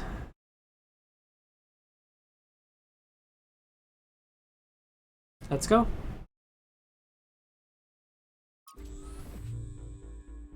One K brought up an interesting question earlier. Where did all the tech in the labs come from? So, I had a look at the serial numbers. And it turns out the answer is New Alexandria. Oh, wow. I guess that makes sense. After the explosion, the colony was abandoned. Nobody ever went back for all that stuff. We had enough to deal with. So many dead. So that's one question answered. But how did they go from scavenged Alexandria tech to all this? How did we go from nothing to where we are now? Through the application of reason and the right tools. Is it gonna load? Did it give it time to load? Yo! What the fuck is that? That's the star structure.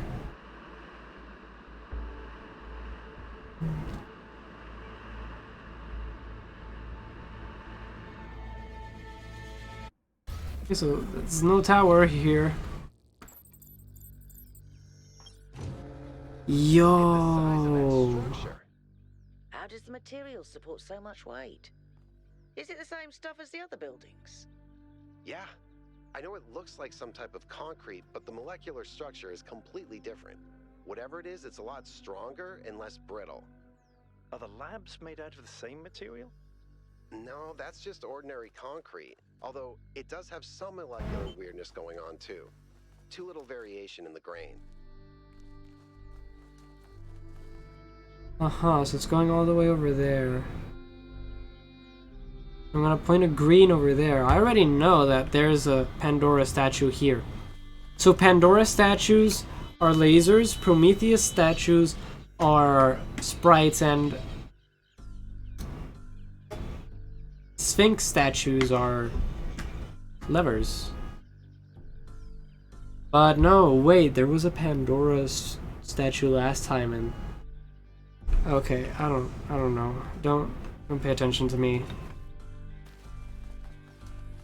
Let's just see what's over here. I bet there's something over here with man.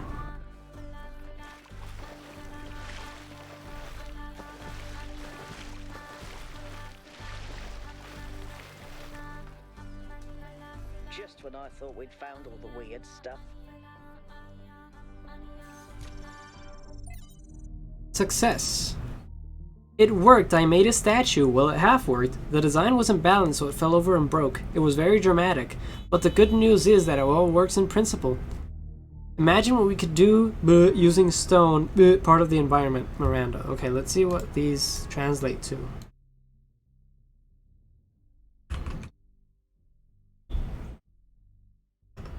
From any to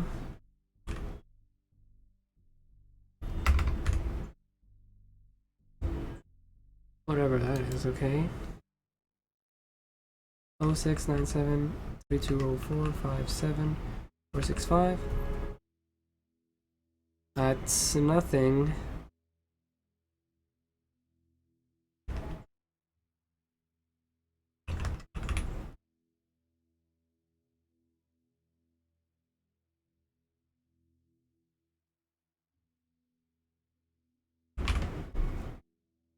Any journal.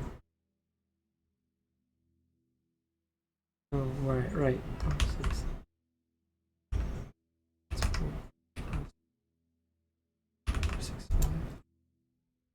Anapis. Eternal.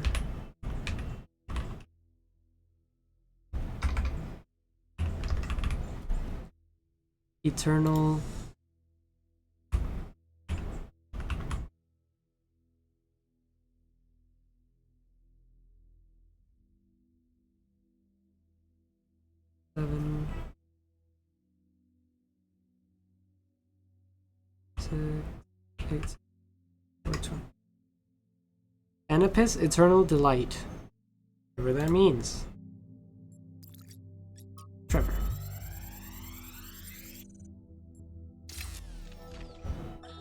So, humanity is great. I really believe that. And that's why I'm here. But I have to be honest with you, individual people, not always my favorite. I'm not the smartest guy ever, and I know that. But there are some people, man, some people are just so dumb. I don't even know if they're actually conscious. Sometimes I think their whole lives might be like a dream. They're just stumbling around, no idea what's going on, mumbling some random nonsense. And the thing that you have to understand about our time period is that a lot of these people wield enormous power. They run whole countries and corporations. Yeah, that's right. We've handed over our civilization to people I wouldn't trust to tie their own shoelaces. And if they're dumb, then what are we? I don't honestly have an answer to that, so just please try to do better. Last puzzle? No, this is 3. Uh-huh.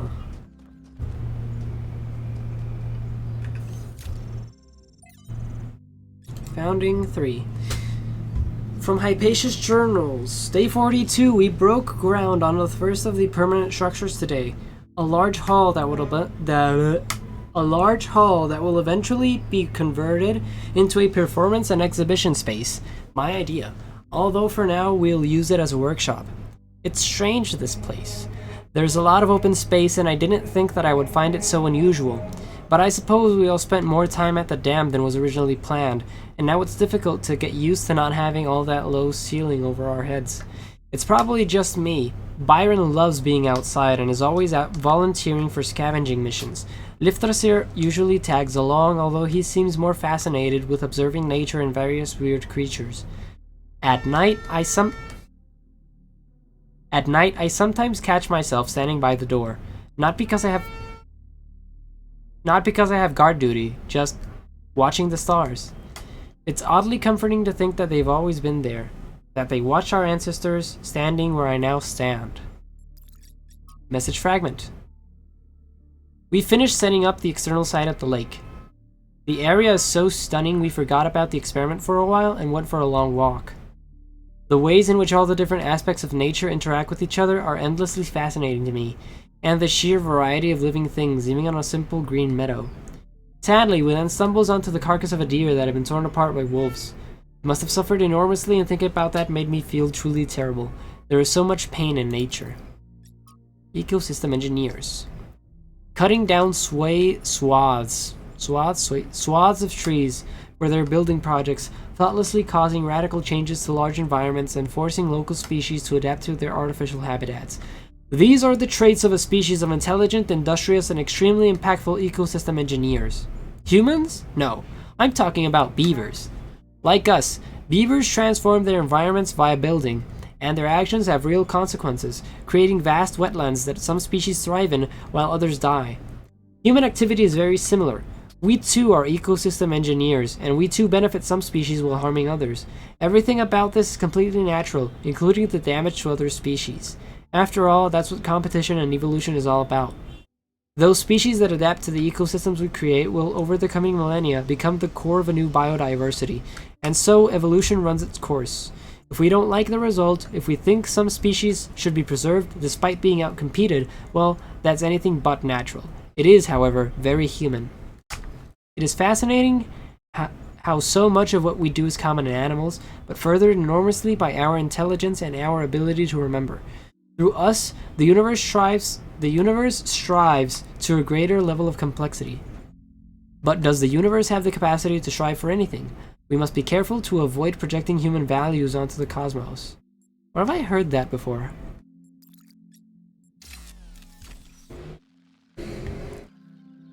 I've heard that same phrase somewhere else, like, to avoid applying human nature to the cosmos. I'll shift to the other side just so you can see the progress. Oh my god, it's a fox.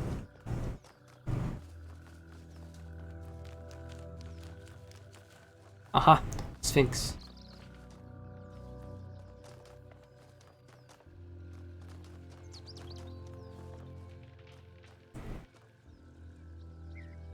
Aha! I was just there.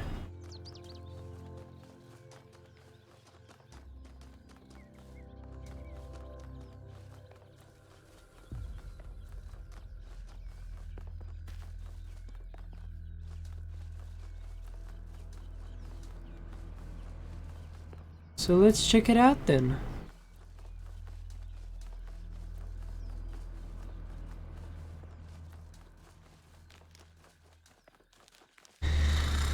I'm only doing this because it seems easy enough, right? If it were something else, I probably wouldn't. I would have waited.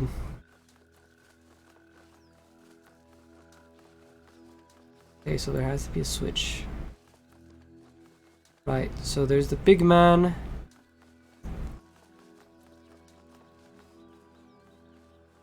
Is it here?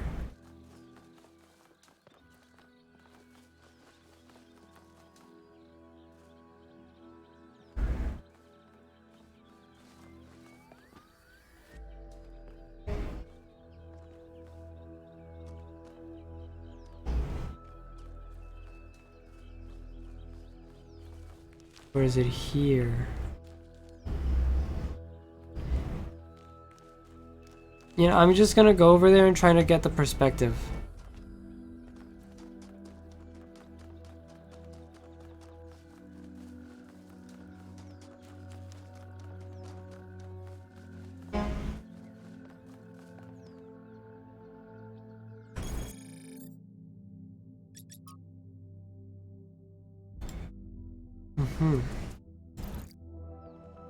So I gotta be standing somewhere down here to see it.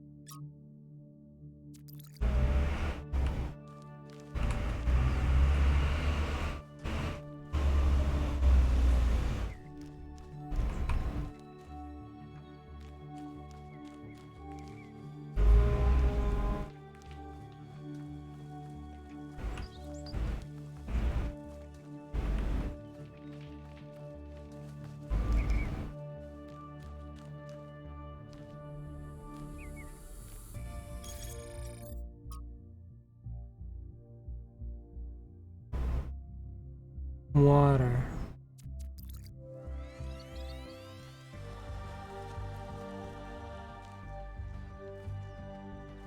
Yeah, it seems like it's over there, right? Yeah, under the foot of this, that gazebo.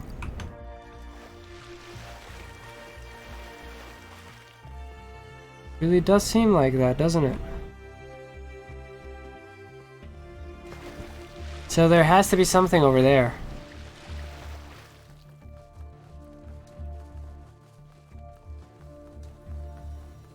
What is over here?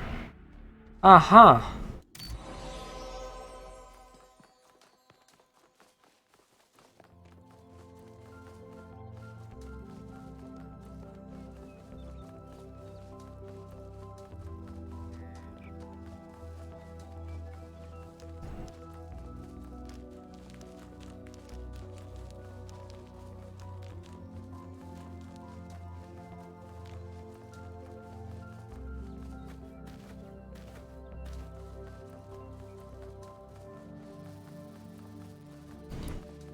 And there's something else over there, so I'm close.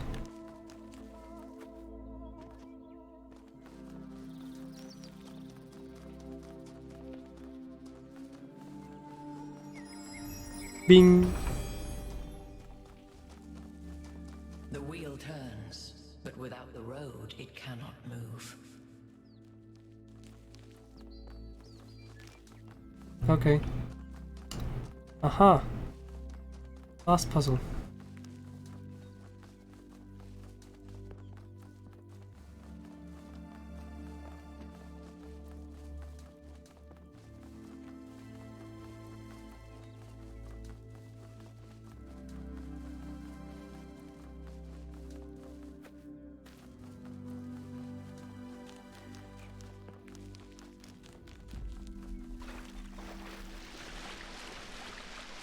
The fuck is this?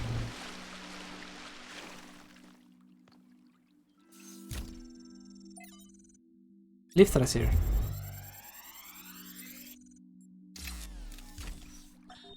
The rotting remains of the old world should fill me with melancholy. Even here on this remote island, our ancestors could not escape their fate. And yet, I find there is something pathetic about these ruins that evokes anger and even contempt. I feel it is a mistake to accept this catastrophe with equanimity. What we see here should offend us. When witnessing this triumph of entropy, we should aspire to a warrior spirit, even a kind of hate of the past and its failures that will never allow such a thing to happen again. Byron? Hey there, 1K.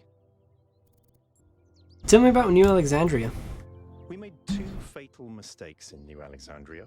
One was trusting the texts of our ancestors without thinking for ourselves. The other was giving up instead of doubling down, letting the tragedy define our future. What do you make of Pandora?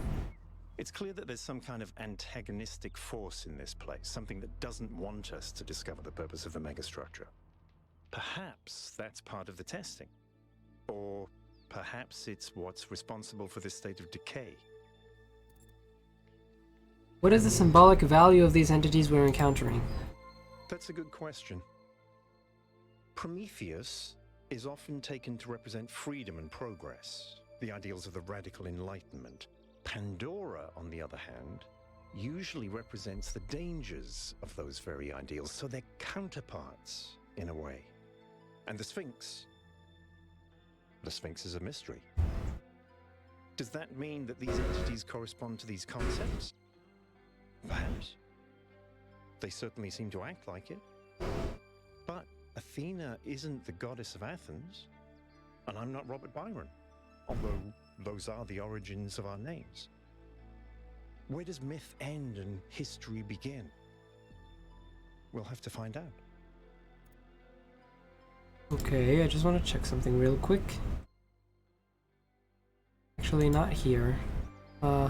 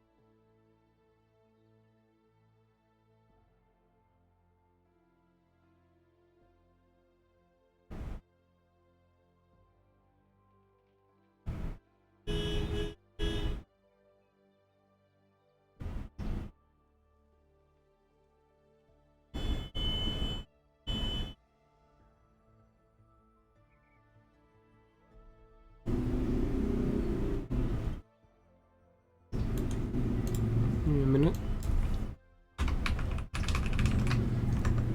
Ow. I guess you can hear that now.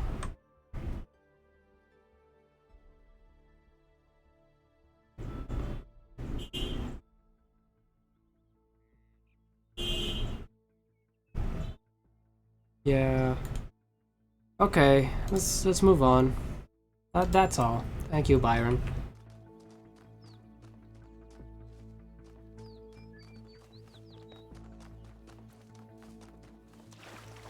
Okay, so I know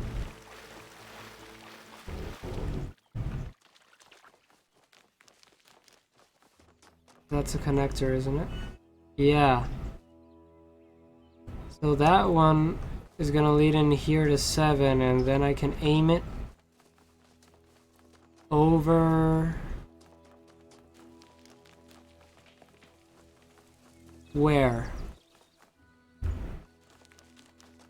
Oh no, maybe in there, right? Maybe from 6 I can aim it. Yeah. So 6 is the key for Pandora. Oh, there's the lab.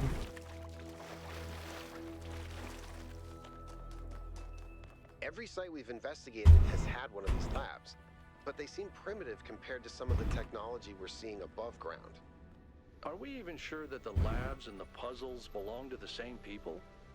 There seems to be a connection between the experimental setups in the labs and some of the puzzle technology. Correlation does not necessarily imply causation, though. True. But just because we don't understand the connection, that doesn't mean it's not there. What we have here is two things that reflect each other. We just don't understand how that reflection works or what causes it. Maybe Miranda can tell us.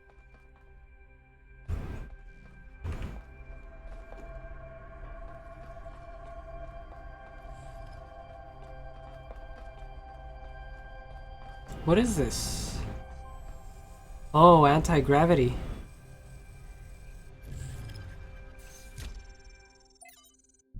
The end draft. After a lifetime dedicated to the written word, I'm faced with a task that I could never have expected. Writing an epitaph not only for myself but for my species. In the unlikely event that Alexandra Drennan is successful, and one day someone reads this, what meaningful insights can I share into this strange phenomenon that is humanity? I've spent days thinking about it, but now I'm running out of time.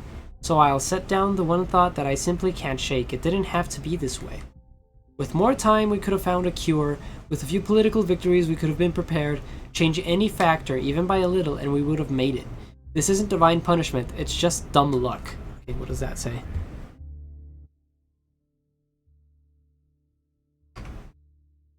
It says,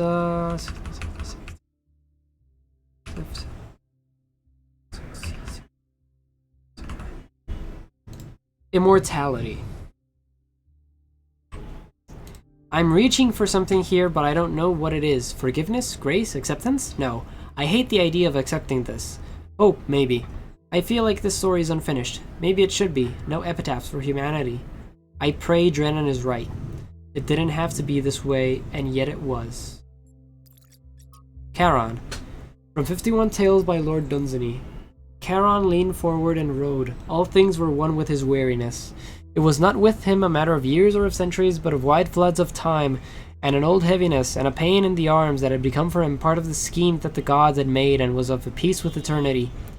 If the gods had even sent him a contrary wind, it would have divided all time in his memory into two equal slabs. So grey were all things always where he was, that if any radiance lingered a moment among the dead, on the face of such a queen perhaps as Cleopatra, his eyes could not have perceived it. It was strange that the dead nowadays were coming in such numbers. They were coming in thousands where they used to come in 50s. It was neither Charon's duty nor his want to ponder in his grey soul why these things might be. Charon leaned forward and rode. Then no one came for a while. It wasn't usual for the gods to send no one down from Earth for such a space, but the gods knew best. Then one man came alone, and the little shade sat shivering on a lonely bench, and the great boat pushed off. Only one passenger, the gods knew best. And great and weary Charon rode on and on beside the little silent shivering ghost. And the sound of the river was like a mighty sigh, that grief in the beginning had sighed among her sisters, and that could not die, like the echoes of human sorrow failing on earthly hills, but was as old as time and the pain in Charon's arms. Then the boat from the slow grey river loomed up to the coast of Dis, and the little silent shade, still shivering, stepped ashore, and Charon turned the boat to go wearily back to the world. Then the little shadow spoke, that had been a man. I am the last, he said.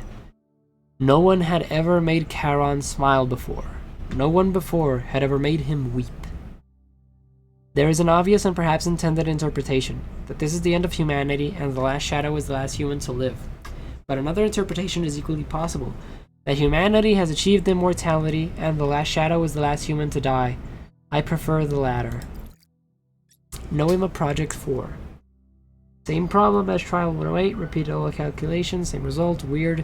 Experiment modified to gain further insights into unexpected error and consistent results. Simultaneous trials affecting each other via unknown mechanism. What is going on here? see what this says.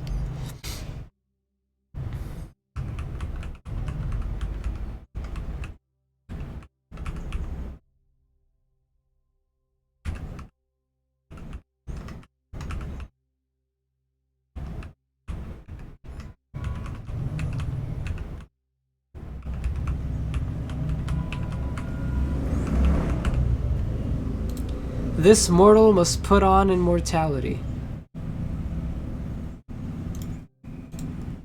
Okay.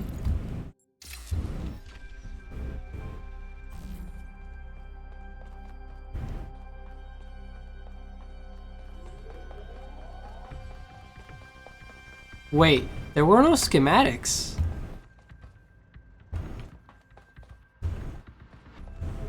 What?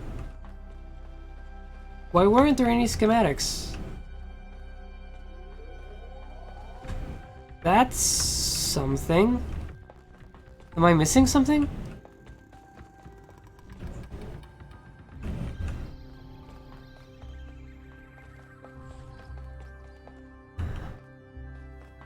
Am I?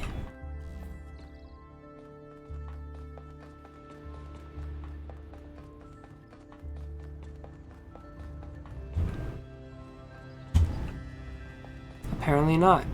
So there weren't any schematics here. I guess that's because it's the last area. And we're gonna have to go back to the hub in order to unlock the next thing.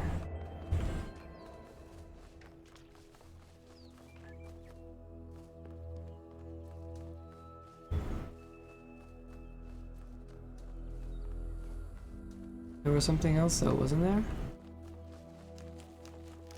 Or was that the lab? Is that it?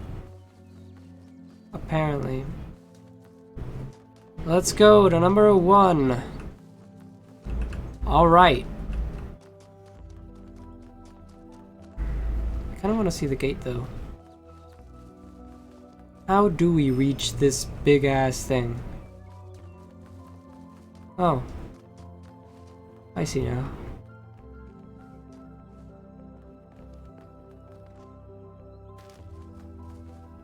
So there's gotta be a green laser in one. Or at least somewhere in here.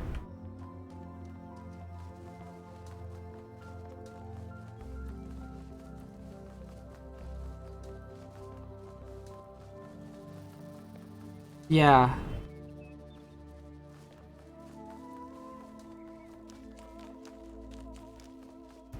Huh.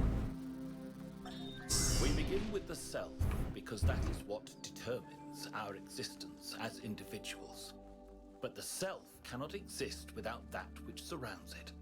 The citizen lives within the city, and the city lives within the cosmos. So now we must apply the principle we have discovered to the wider world and ask, if man is like a machine, could it be that the universe is similar in nature? And if so, what follows from that fact? Didn't I already hear this? Inversion.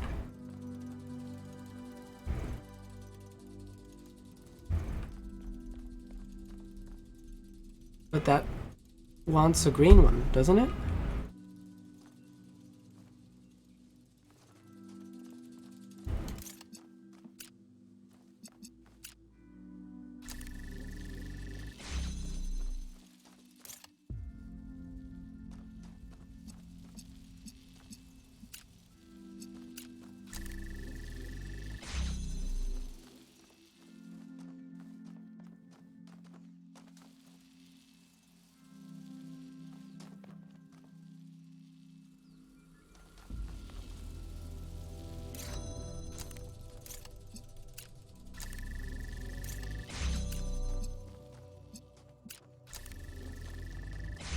Enough.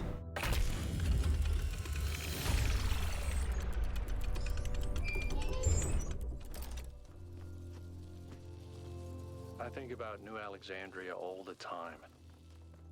But realizing this place was built on its bones just brings it all back even more. We were so optimistic when we started. So full of ourselves. Thought we could accomplish anything. And then, in one single moment, it was all gone.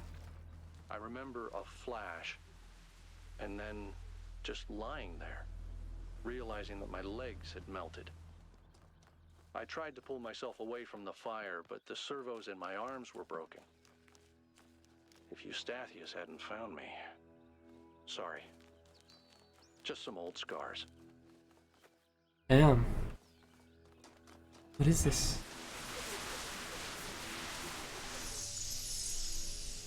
Discover a trace of what happened on the island. Jerusalem, I'm going to have a cat. He's going to be black. Miranda. And his name is going to be Bean. And I'm going to make sure that he never gets sick, and he never gets old, and he'll be my best friend forever. Oh.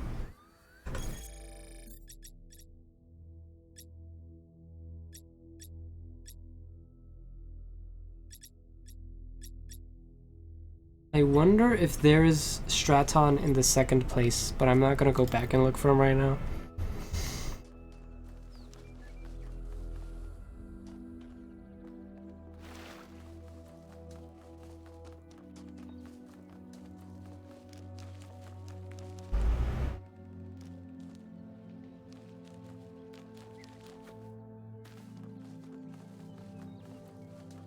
Two.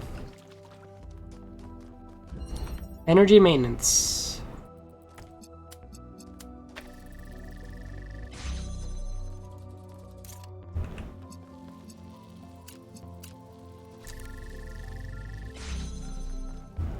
And in here.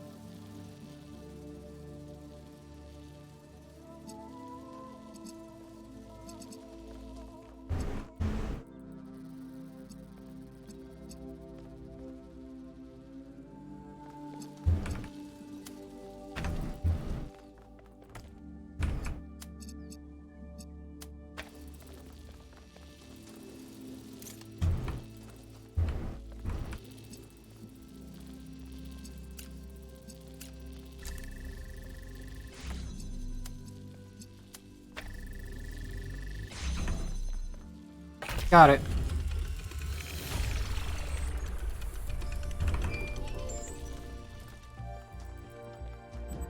Are they gonna talk now? Oh wait, fuck.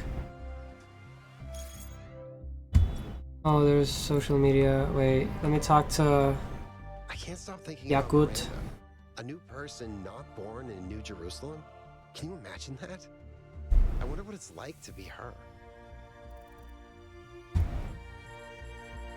Probably not that different. How do you mean? I barely spent any time in New Jerusalem and I'm not that weird, I guess. We'll see about that. What do you make of these labs? They're very different from the rest of these structures in that they serve a clear purpose.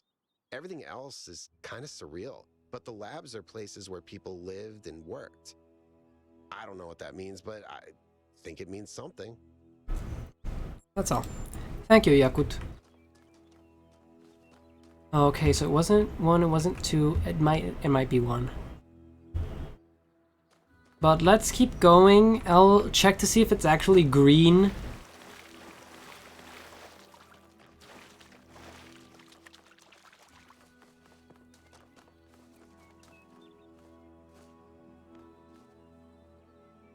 Oh. Probably is here in 3.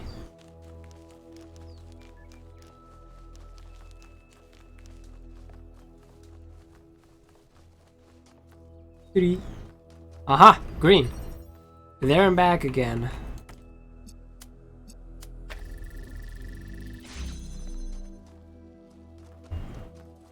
What the fuck is going on? So I need to take that one out.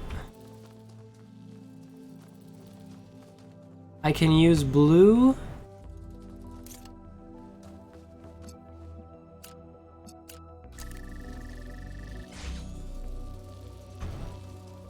Wait, no.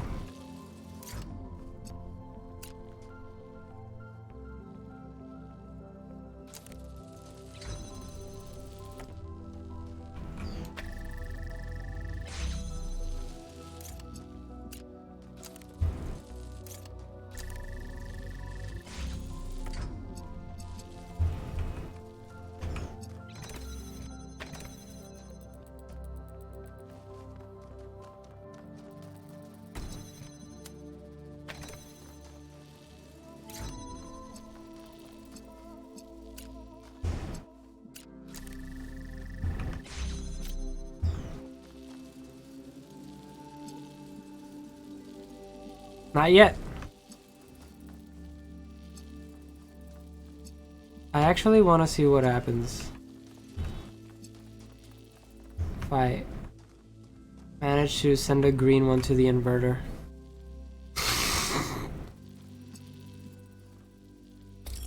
But I don't think I can.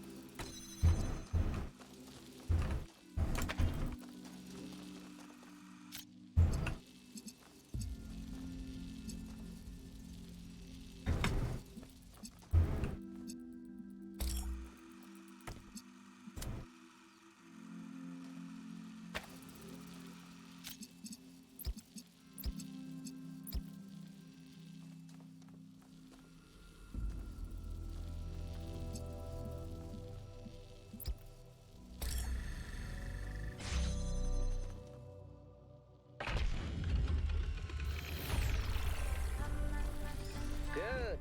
Let's get some measurements from this particle cloud.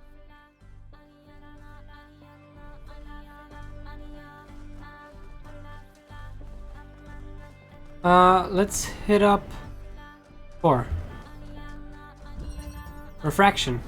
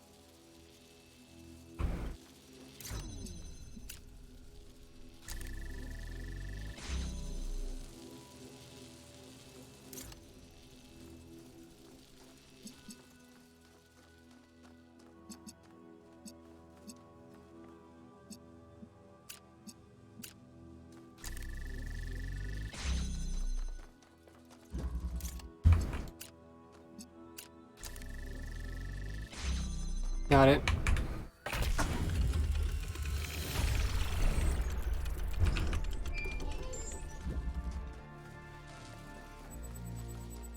New interface content. Oh, right, I didn't. Okay, casting advice. Cat sitting, sorry.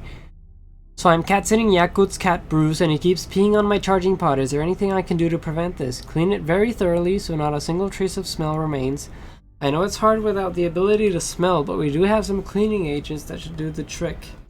Contact me on private if you need a list. Oh, and make sure Bruce isn't distressed by something. Cats don't like being moved from their territory. Maybe it would be easier if you just moved him back into Yakut's place and fed him there. Nah, Bruce is just a bastard. He loves peeing on anything electrical, chewing on cables, and generally just breaking stuff. This is normal. And I warn you, Pellegrino. I could have given him to Neith. She's used to him. But he's so fuzzy and I love him. Ah, cats. Places of longing. Paris. Paris was an ancient city sometimes called the City of Light, one of the great capitals of the world, home to tradition and innovation alike. It was the birthplace of one of the greatest revolutions in history, the movement that gave birth to modernity in all its glories and horrors alike. The spirit of freedom that was born here, although it was suppressed by enemies and traitors, never entirely faded, and it lived on in the minds of artists for many generations. Maybe something of that spirit still remains in us. Alright. Let's keep going. We got shit to do. Let's see. Okay, what happens if I do a lost puzzle in place of a regular puzzle? Let's try that. Maybe it gives me an achievement or something. Transposition. Oh, hell. So, first things first. I can't do that.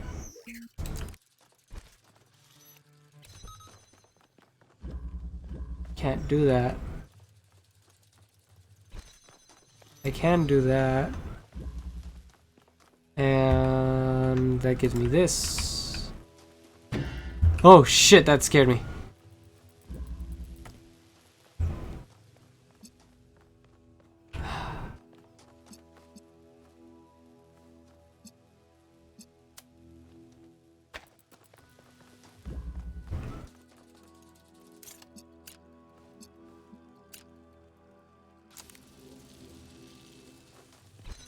Yeah, let me...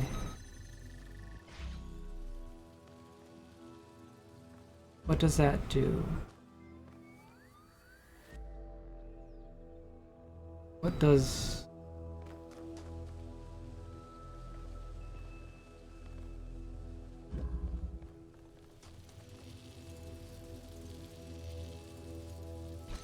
Right.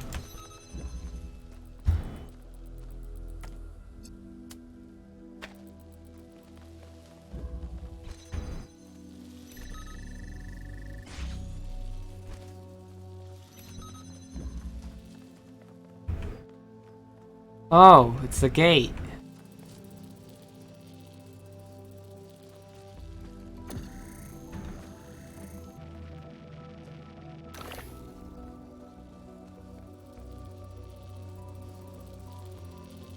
So what's that gonna do?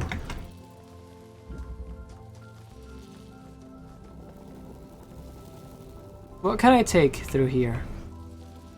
If I send that one through here, then I get blue.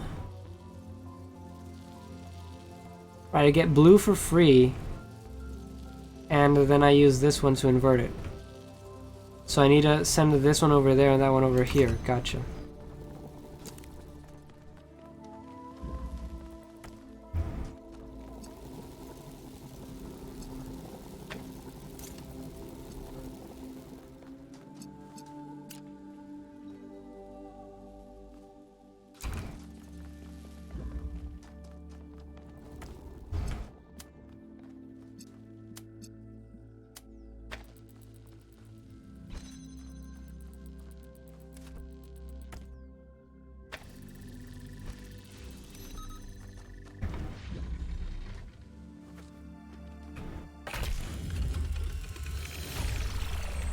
It's just that easy.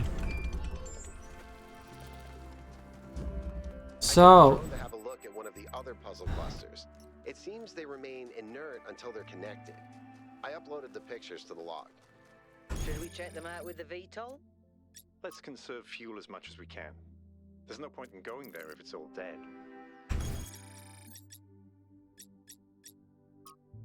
I sent the drone to have a look at another puzzle cluster, but it seems they remain inactive until someone gets there or until the transport system goes online. Wait. Northern. Right? I think that's what it said. Let's go to 5 now. But for real. So it does replace the actual puzzle. But if you complete all of them, then the overflow gets sent over to the Golden Gates. Imprisoned. Oh shit.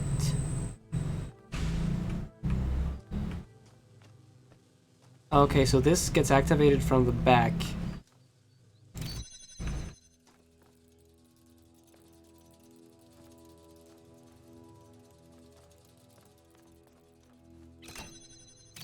Oh, so it turns that off. So if I go ahead and do this, that's gonna open that.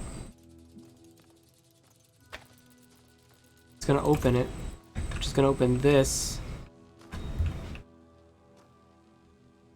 Which I can then, wait. And I can then invert it over here.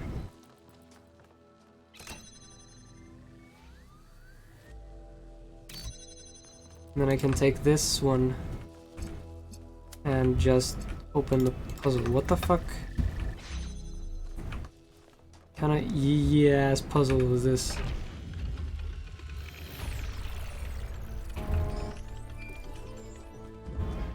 Six.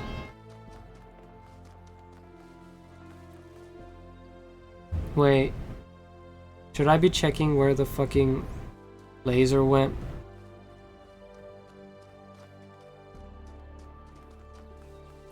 Maybe. I'm gonna go check where the laser went. Aha, there it is.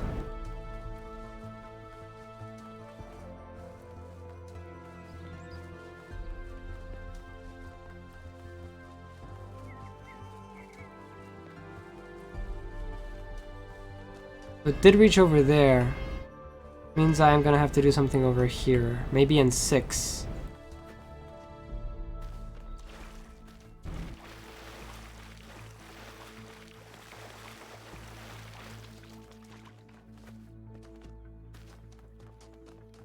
Uh-huh. Hidden. I think I have a vantage point. Yeah, I do. I'm not gonna... Well, I could do it, but I guess I'll do it once I finish the puzzle. So this...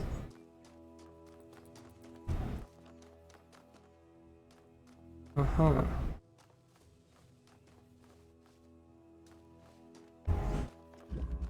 There's probably something over here. Yeah, an inverter. I could have gone... What the fuck am I doing? Right. And I need both of them here. I can't open this, but I can send it over. Right.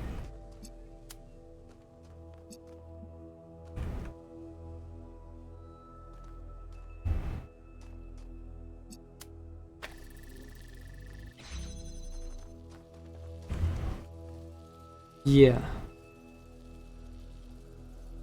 What did this do for me? Nothing.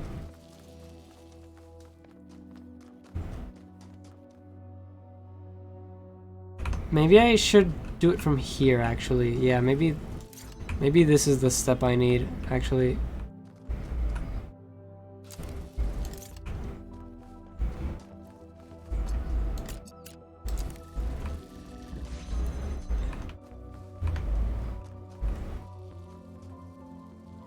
And then I need a... Oh.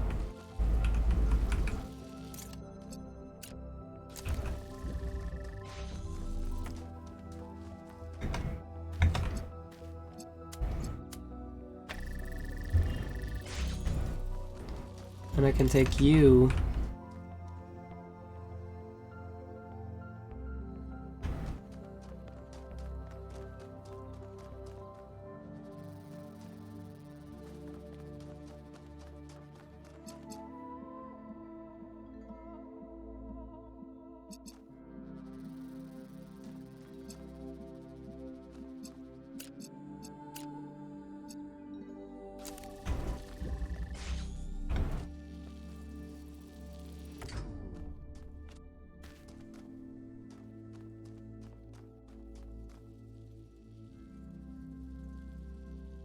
Yeah, I need it over here, actually.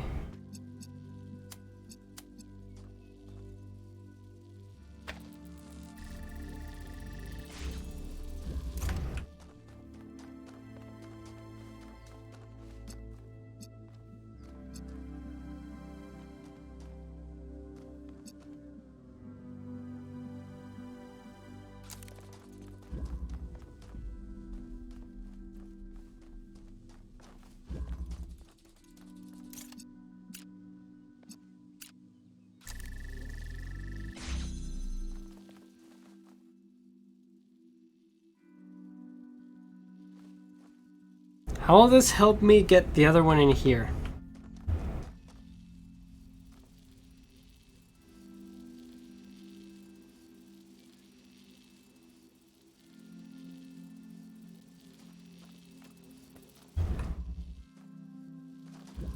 Because if I pick this up, I'm gonna get rid of the connection.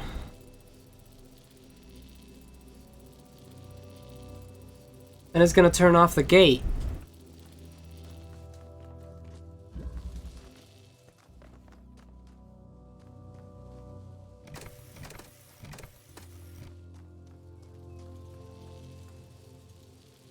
Right, I see. I see what I need to do.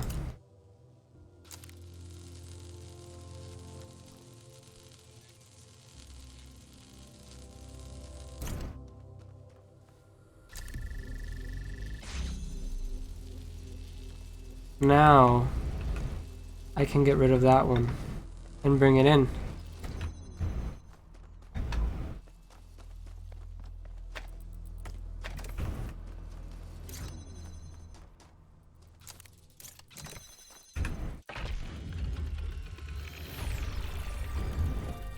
There we go. Oh, right. I forgot.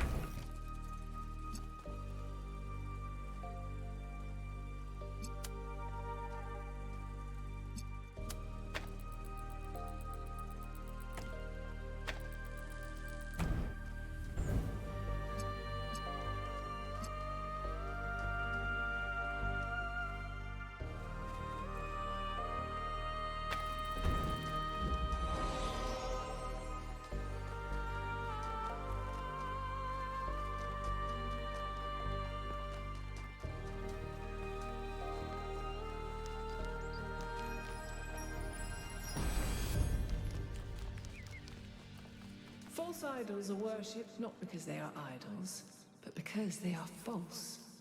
True idols are rejected because the truth is feared. Okay, Athena. Sorry, Pandora.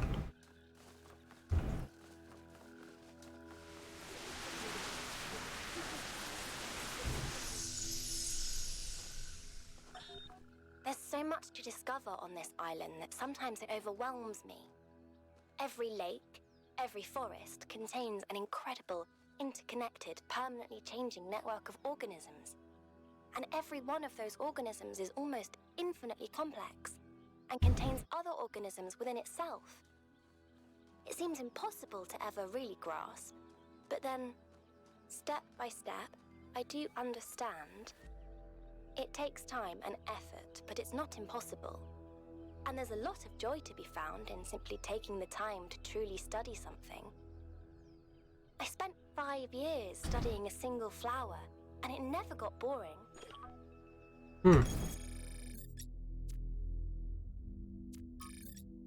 The garden. I walk in the garden without fear as stars swirl across the sky, and I stand amongst the tall lilies who lift their faces to the passing eons. Here I will do no harm, and no harm will come to me, for at last my long journey is over and I am at home. Beautiful. Makes me feel calm and happy. This is my new favorite of yours, I think, although maybe Step by Step Towards the Nightingales might still win out. Let's say it's a tie. The words are definitely beautiful, but to me it seems like a poem about death.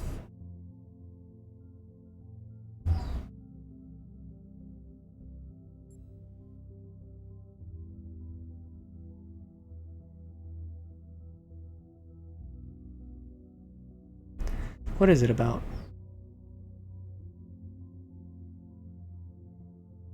I don't think our journey is over. Maybe it'll never be over. That's my greatest dream. All this is just a momentary stop, a place where we rest for a little while before we go on to new adventures. Interesting. I always thought of humanity's journey as long and exhausting, a search for a home. Homes are important, but we are wanderers, Emesh.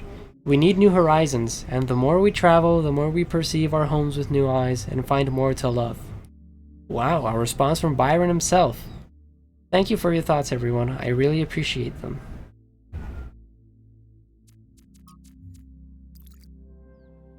Let's go in here. Backward propagation. That doesn't inspire confidence.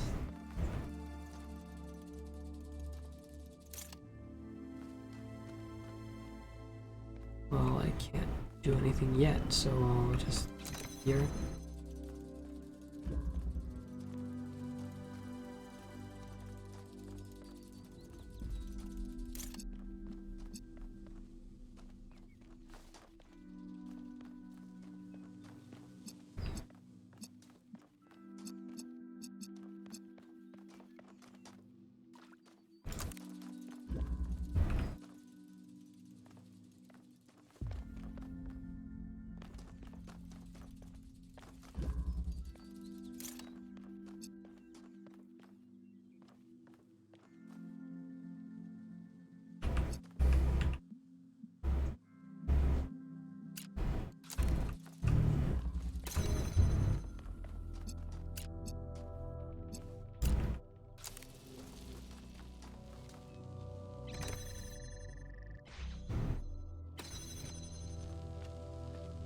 Yeah, that doesn't really make sense.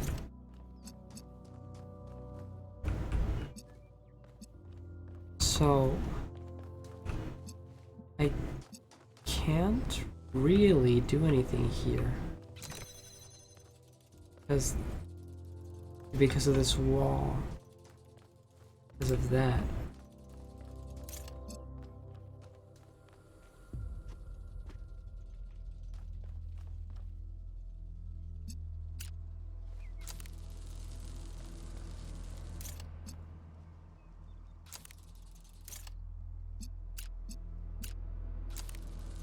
Yeah, it does nothing.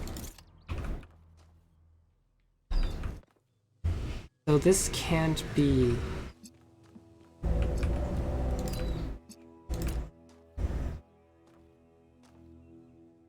Oh wait, yeah, maybe it can be.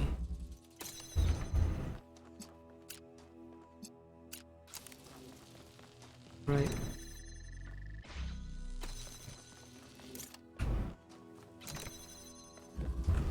This is open now.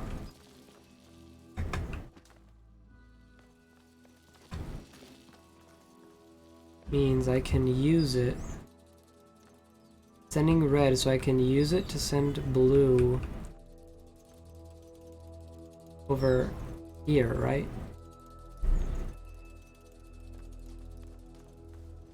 Which will open this. No, that'll open that.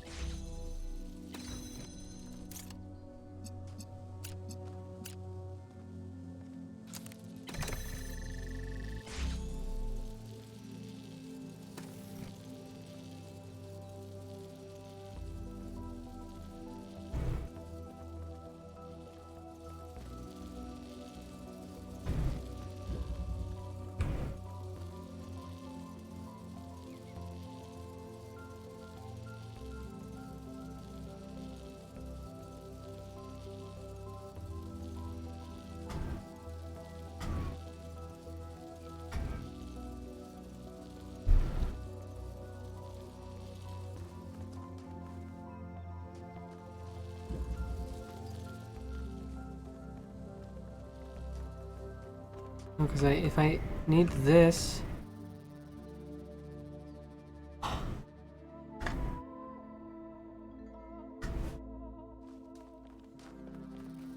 Wait. Am I...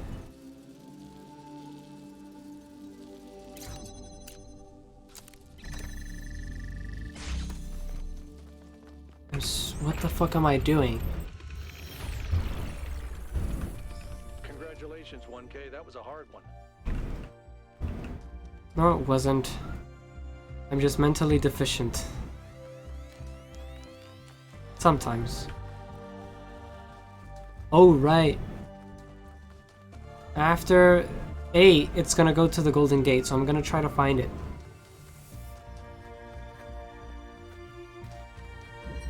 Positional interchange. What? Oh, it's hexahedron.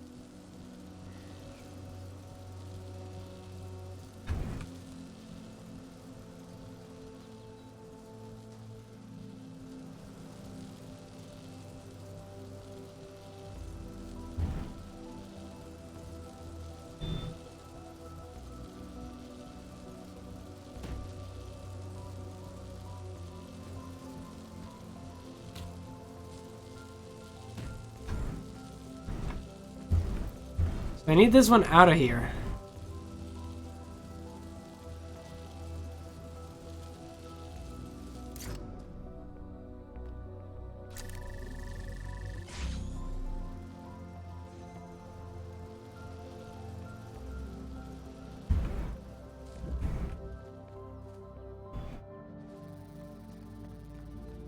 Oh. Oh.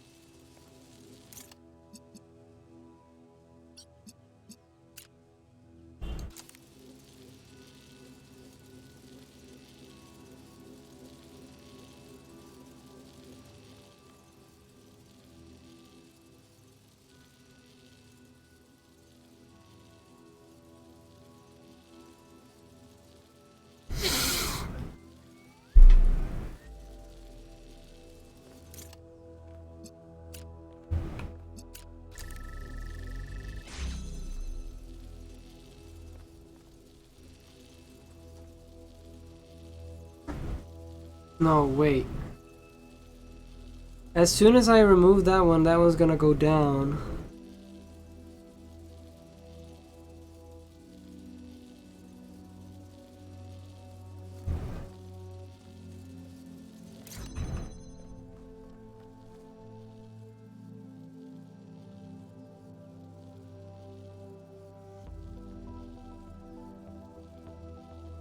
Wait.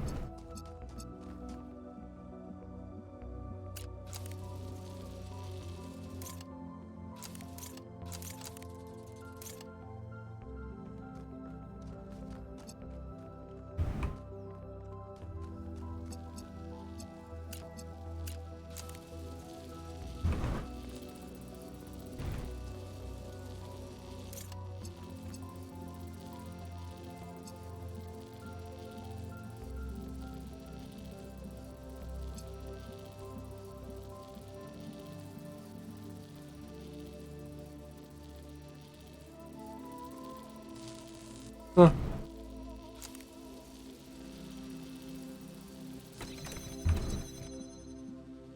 Fuck.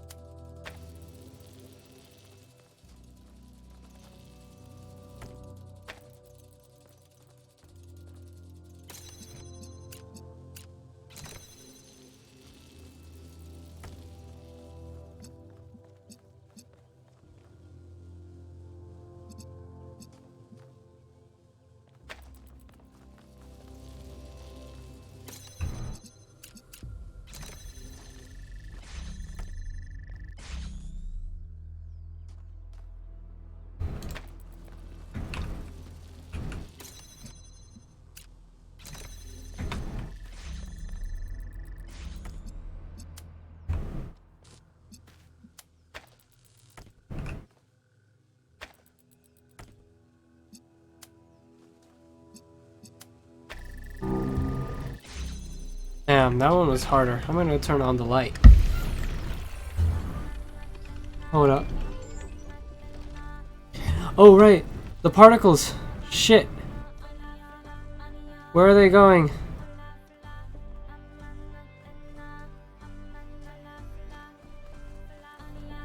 Fuck. I lost the particles.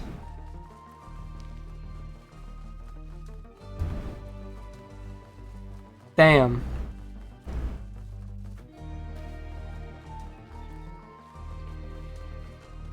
Guess I'm going to this level then.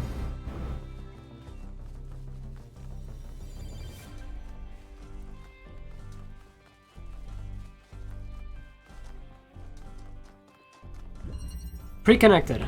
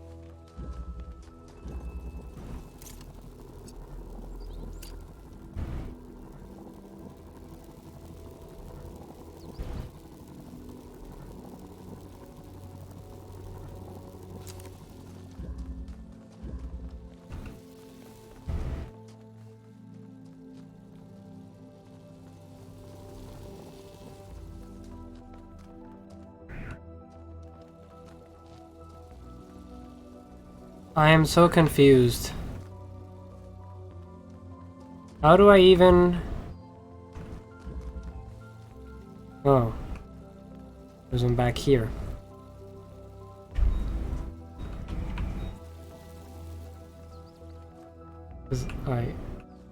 Right, I got it.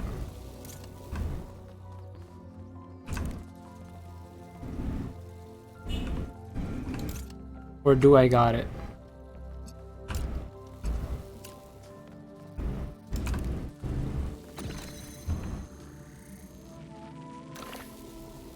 Shit.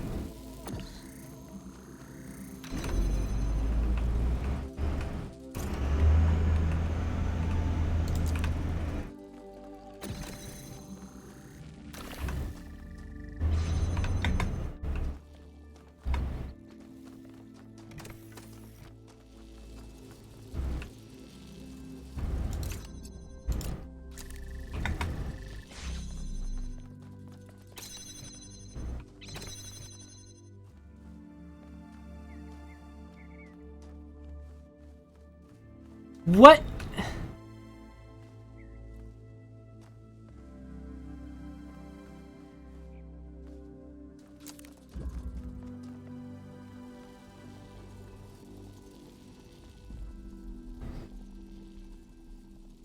What does any of this mean?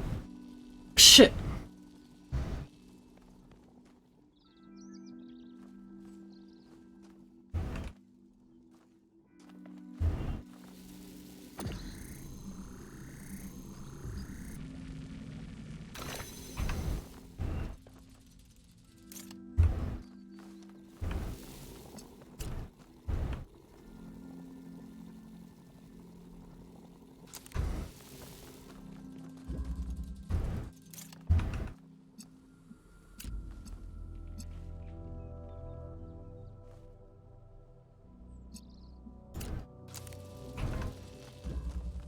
Yeah, but there's that.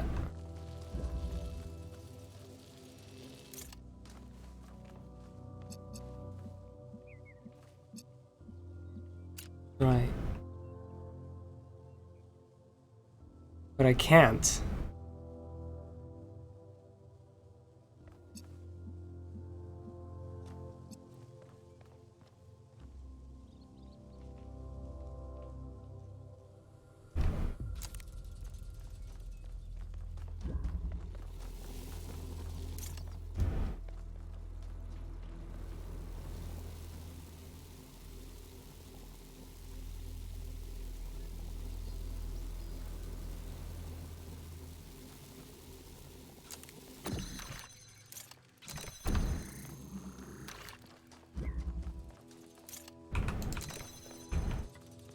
Fuck. Right, I need...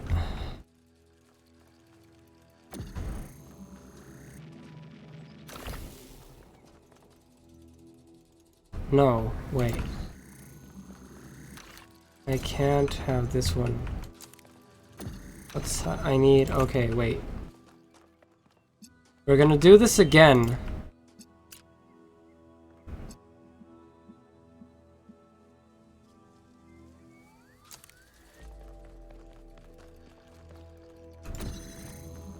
I still don't know.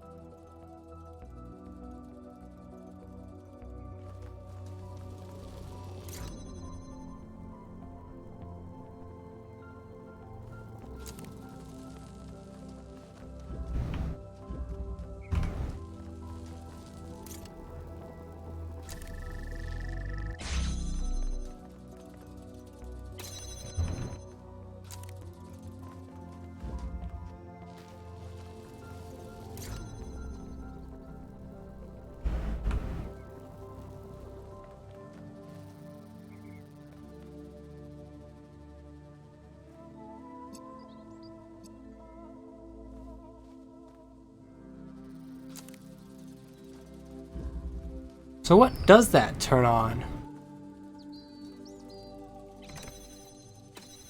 Oh, it activates... So without that, this can't open.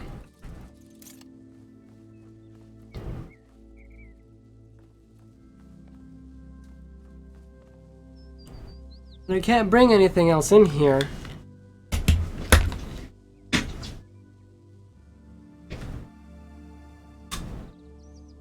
Or at least I don't think so.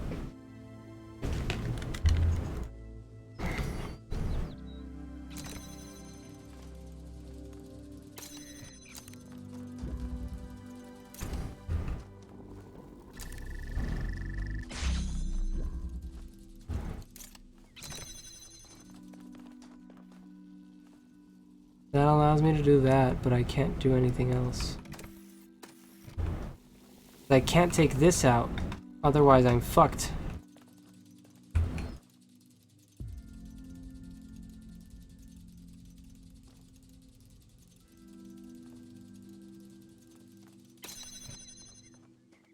If I take it out, I can't... And it has to stay here.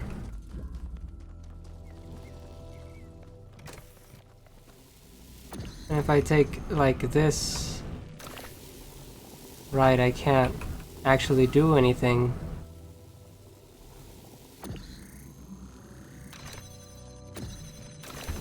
I don't see any utility for this yet. Like, you know? What am I supposed to do with this? Aim it? But like, why and where? I guess this could...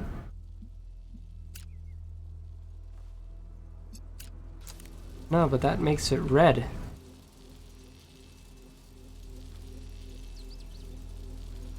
Unless...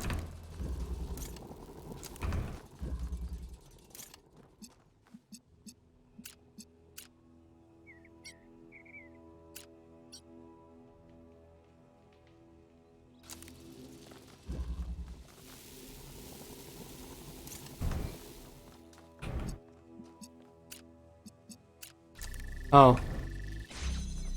I just did all that for nothing. Okay, where are you going? Where are you going? Where are you going?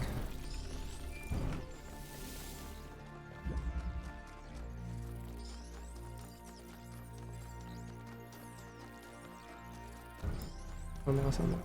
Where are you going? Where are you going? Where are you going?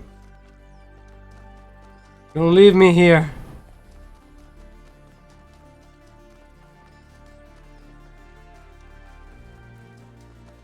Aha.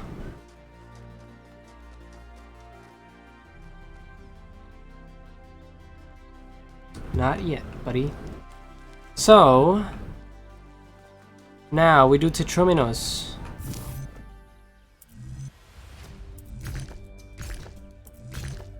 Well, this is easy enough.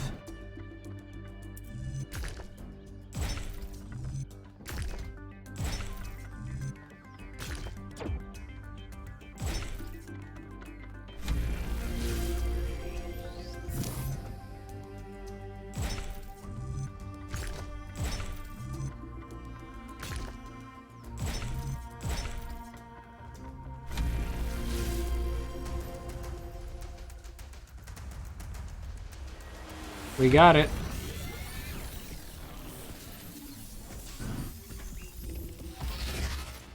Prometheus? Oh, the Sphinx.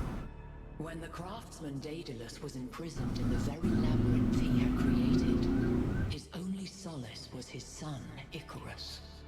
To escape their plight, he fashioned wings of feathers and wax. He warned his son to fly neither too high nor too low. But his son, enraptured by the freedom of flight, flew too close to the sun. Thus the wax in his wings melted, and he fell to his death. What was the sun's error?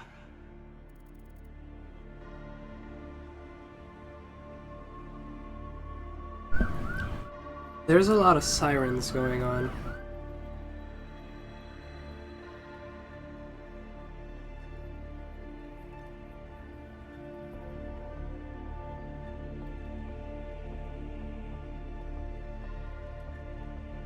Hmm.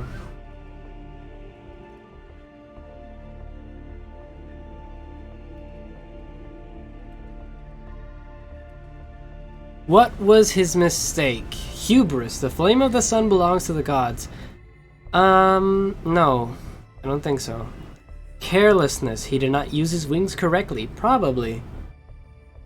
Lawlessness. He should never have attempted to escape the labyrinth. No, I don't think it's that. Disobedience. He should have listened to his father. Probably. Impatience. If he wanted to soar so high, he should have built better wings. Maybe. Idiocy. The wings were made from wax. I mean, come on. Yeah. I want to say idiocy, but let's go with carelessness. That's a little bit... No, but wait. How would he only had... What is that? Idiocy. The greatest fool is he who cannot tell the words of a story of... Okay, fuck you, man. After the death of his son, Daedalus withdrew in sorrow to a foreign land. King Minos came looking for the craftsman to exact his revenge. The answer to a riddle revealed where Daedalus dwelled. But for Minos, that answer was his ruin. Consider King Minos burned in his bath as you seek your own answer.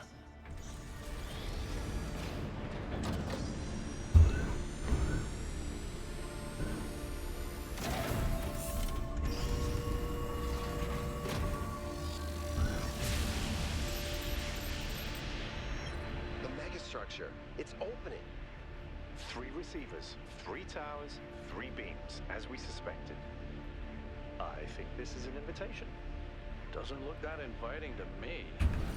If you consider the size of the entire structure, then that opening must be big enough to drive a building through. Or the VTOL. You want us to go in there, into the creepy triangular maw of death? Maw of death? I think it looks charming. Byron's right. We're here to explore, and this is a mystery worth investigating. This technology could change everything. Oh, all right.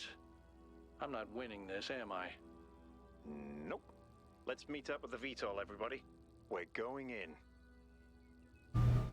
We're going in. I'm going to have to end soon, so... Ooh. I'm just going to see what happens, and I'm going to end stream because I do have things to do.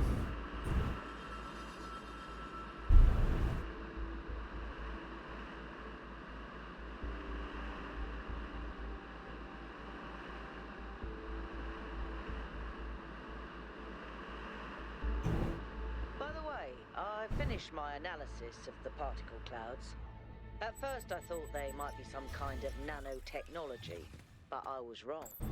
It's a lot worse than that. What we're looking at is a completely unknown type and state of matter. Completely inexplicable within our understanding of physics. Created and manipulated by... someone. Fascinating.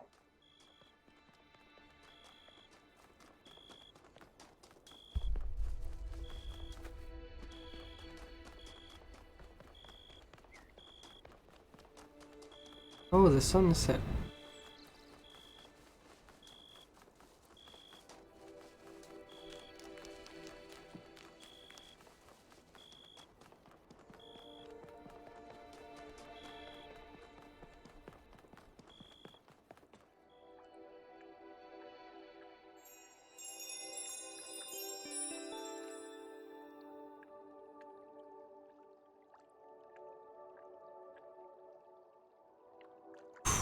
I wonder what it's gonna end up looking like at the end. Well, what it's gonna do, more likely. And the Golden Gate probably only has like 3 things, I'm suspecting.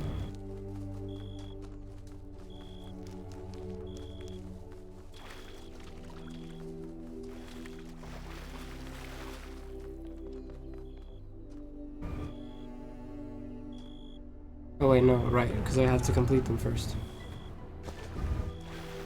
That is huge.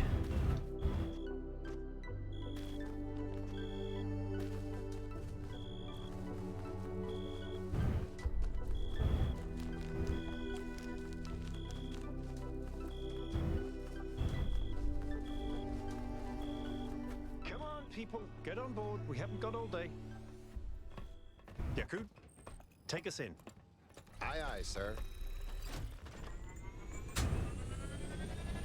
Have any of you ever read an ancient writer called Ian Banks? I guess not. He postulated the concept of the outside context problem. That's when a society encounters something so advanced, so different, that they simply could not have conceived of it. That's what this is. This whole place is one giant outside context problem. And we're headed right into it.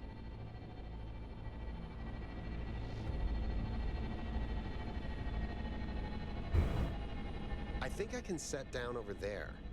Should I? Please do. I can't wait to get a closer Yo. look.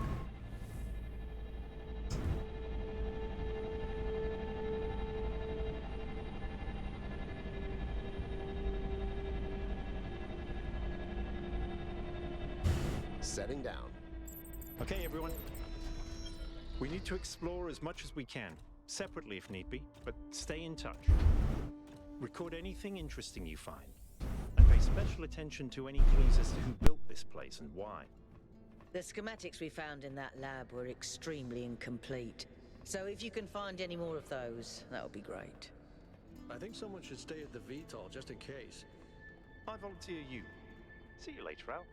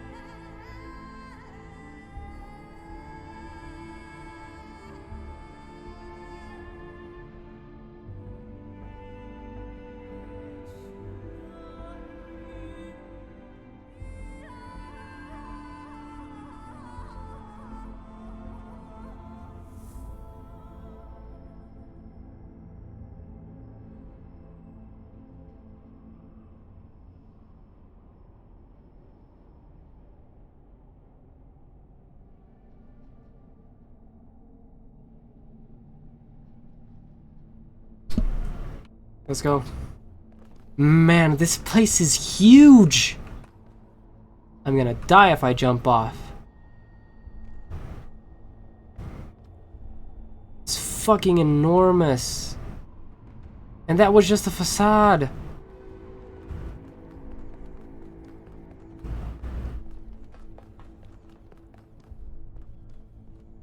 Oh my god, what is this?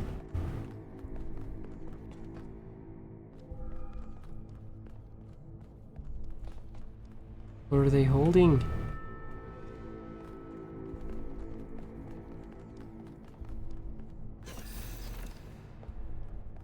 What the fuck?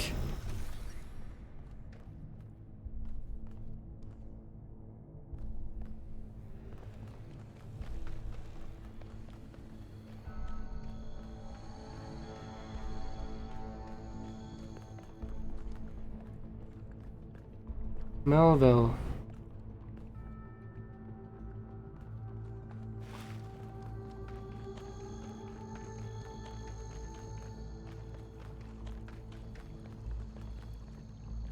Huh. Let's see where Byron is.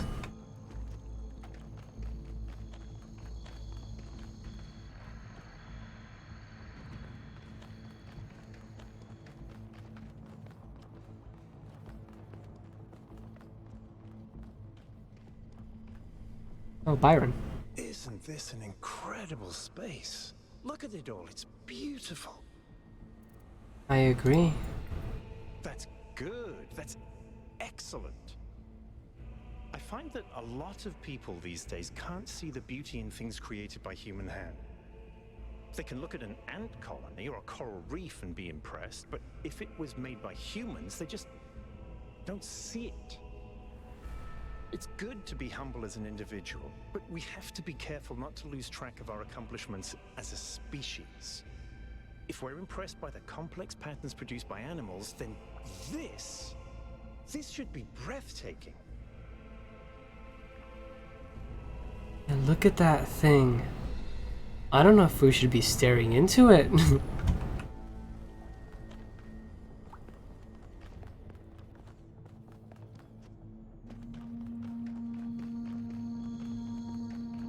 Someone else over there. That's a door. Wait. Is that a... No, that's a door. I'm gonna go back.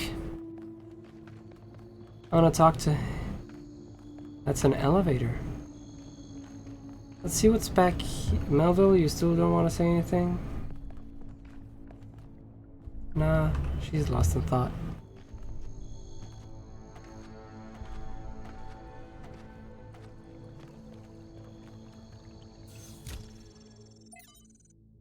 Chernyshevsky 005.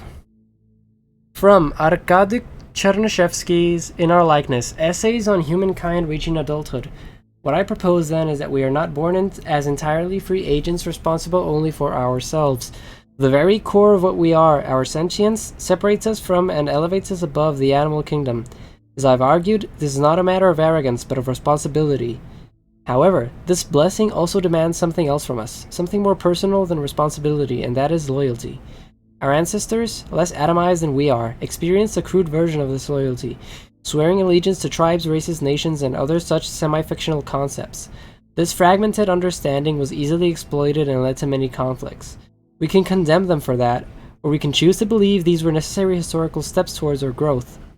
But above all, we must stop indulging in such childlike behavior. Our species can no longer afford to believe in Mother Russia or Uncle Sam. Neither, however, can we afford to indulge in the adolescent rebel's misanthropy, rejecting the many gifts we have been lucky enough to receive, not from above, but from the history of our species. To put it simply, each of us owes a burden of loyalty to humanity itself, to the human project across time and space. This is not a minor matter or some abstract issue for philosophers. It is a profound and significant part of every human life. It is a universal source of meaning and insight that can bind us together and set us on a path for a brighter future. And it is also a division, a line that must be held against those who preach the gospel of self-annihilation. We ignore it at our peril. Chernyshevsky, like Drennan, stood by this belief to the bitter end. Without him, the archive would not exist. As we owe humanity our loyalty, so we owe a more personal debt to those individuals who gave everything for our story to continue.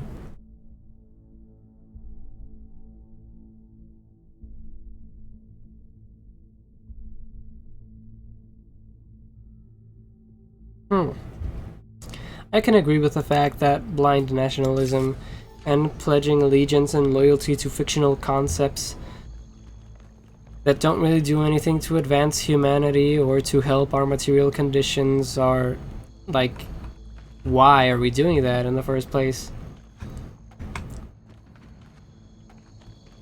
Hey, I think I agree. Okay, I'm gonna talk to him.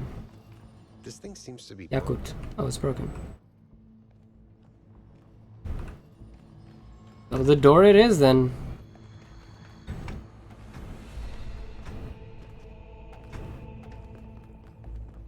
Hold on a second, 1K. I think I can find an override for that door. Maybe after that you can help me with this elevator? One problem at a time. What's going on with these fast structures?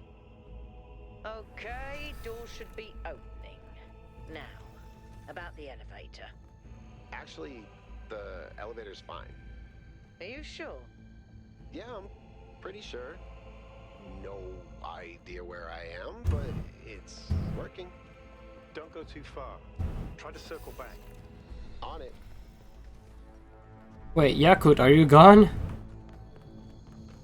Yakut! Brother! Melville, still on terminal. I'm going through the door. The door, yeah.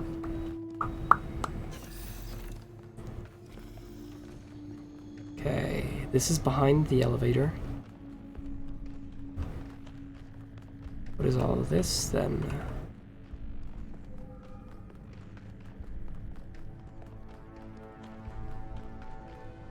Oh shit. Yo.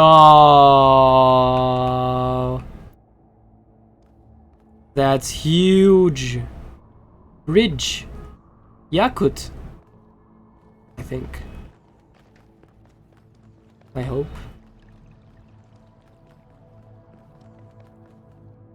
Oh, is that the sky? Damn.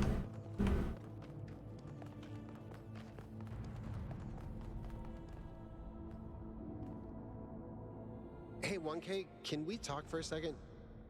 That whole thing with the elevator just gave me the creeps. Sure, what's up? When we first arrived here, I was really excited. It's such a huge place. The technology is so advanced. If we figure out what it all means, we could really change the future of New Jerusalem. The mayor says we have to avoid repeating the mistakes our ancestors made, to stay humble, to not reach too far. And that sounds very abstract, but I've seen the ancient cities. I've seen how much they built, how much they grew, how far they fell. So I've been thinking, what if all this sets us on the same path? What if this is too much power for anyone to control?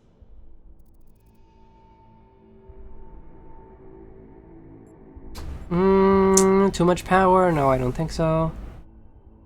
I think it's more complex than that. Power isn't necessarily good or bad. The mayor's premise is wrong. He's assuming history can only develop in one way. Oh, I want to say both of them. I'm gonna say power isn't necessarily good or bad. So what do you think it was? What made our ancestors destroy themselves? Greed.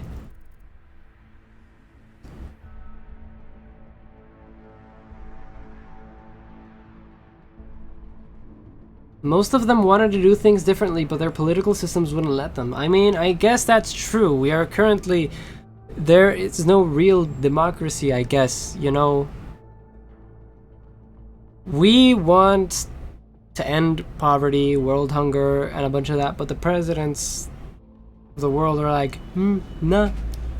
How about we don't do that, and we fund, like, $2 billion military experiments instead of actually investing in anything that's gonna help poor people. And what will prevent us from developing the same political problems? Can learn from the past. Funny, that's exactly what the mayor said. But you're right. If it's possible to learn from the mistakes of our ancestors, that means history doesn't have to repeat itself. Yes. Thanks for talking to me, 1K. I know we're in the middle of something, but I kind of needed that.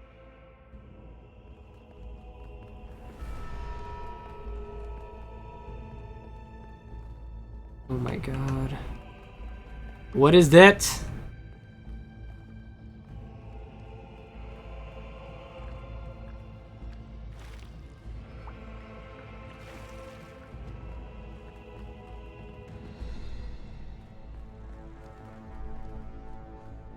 Oh, another one. Ominous red light. That's a laser. Looks like another. It's another laser. Same pattern, 1 gate, 3 receivers. Like some sort of fractal symmetry. Where's the... And I guess there's the other laser. Where are the receivers, though? Oh.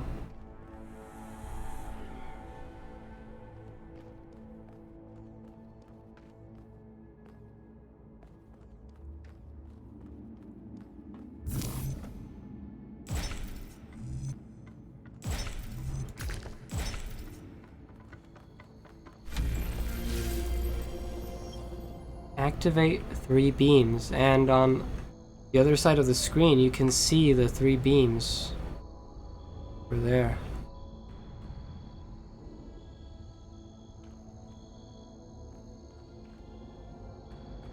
Let's start with... Oh, well, let's start from the left. I keep getting locked out of parts of the system. I think I've tracked down some more schematics, though. Let's see. This might do something, or not.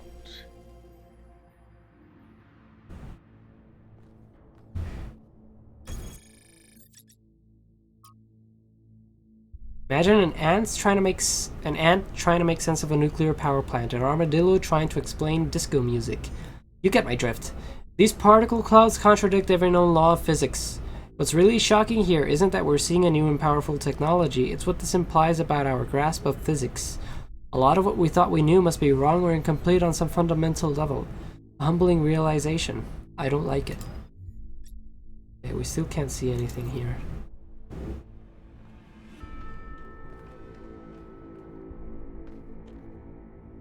Start from the back.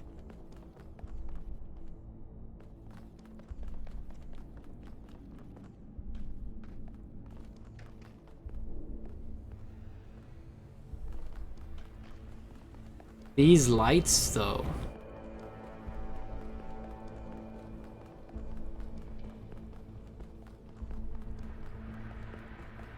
This is madness. Even the walls are bursting with power. Oh. Thank you for the follow, Marcia. I always get jump scared by my fucking alerts. What's up? I'm sorry you arrived at this time because I'm gonna have to end stream soon. I have to go pick someone up. But tomorrow I might not be able to stream this. I have classes in the afternoon. Sunday I can't make any promises, so I'm either going to stream this again Sunday or Monday in the afternoon. Yeah, but Monday I'm gonna have to stream. It's gonna be a short stream on Monday if I do it. I'm doing fine. This game is amazing. I love it. I love the first game. The first game was the first game I ever played on stream. I haven't streamed that much ever since, but hopefully this game can kickstart me back into streaming. I've already gone past the first 3 worlds, and I'm in the megastructure right now, so if you're avoiding spoilers, oops, I'm sorry. What the fuck is up with the tree? I try to stream daily. I can't make any promises because my schedule is a bit funky, but I do try. At least not weekends mostly, but I still have to fix a schedule. Is that? No, yeah, that's blue. What's going on here?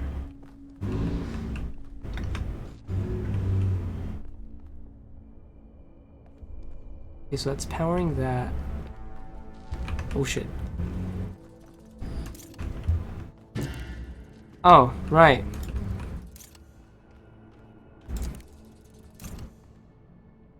Oh, and that's... okay, gotcha.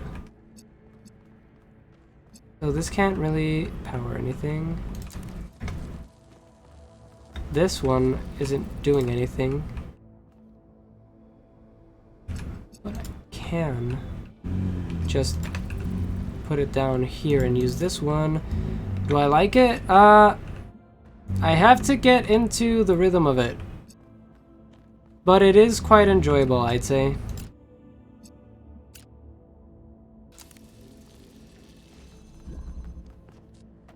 You know, I think I do better with people in chat rather than alone, but I think I've been getting better at just you know, pushing through even if I'm talking to myself.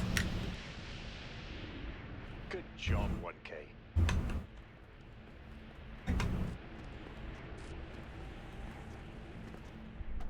Oh, you can see it lit up over here.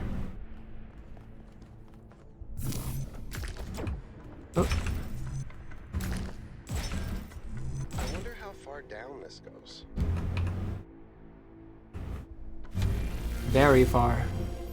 What is this place? How long have I been playing this? This is my second day. This is day 2 of Talos. Yeesh. Okay, so I'm guessing this interconnects with everything else.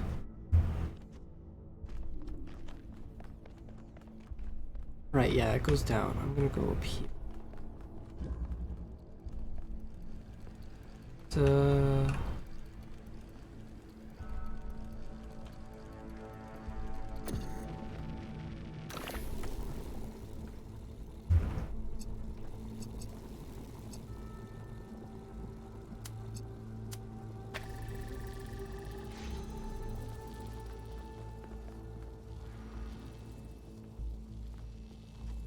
I wonder if I have to like leave and get to the other side of that first.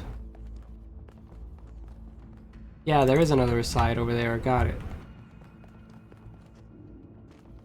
That's cool. Yeah, this game is cool. I have the feeling my computer's crying a bit because of this game, but it's incredible. I'm gonna connect this.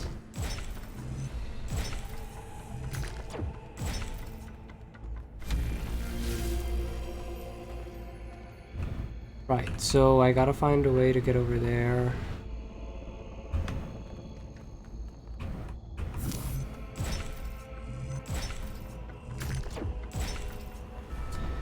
What level?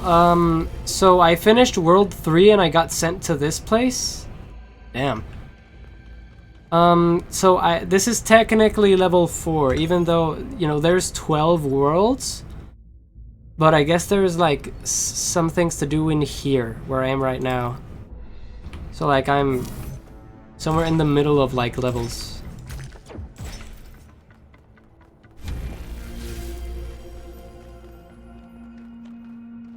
Okay, I'm back here, so what the fuck? Okay, so I have to solve this somehow.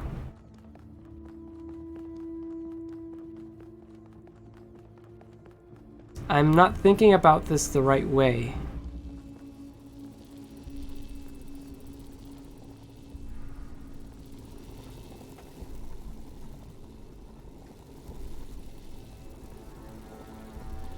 What do I do for a living? I am a student.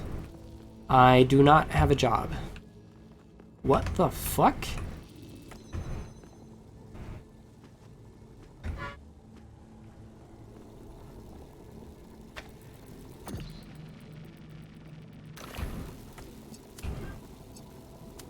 I'll place it here. Oh, I see.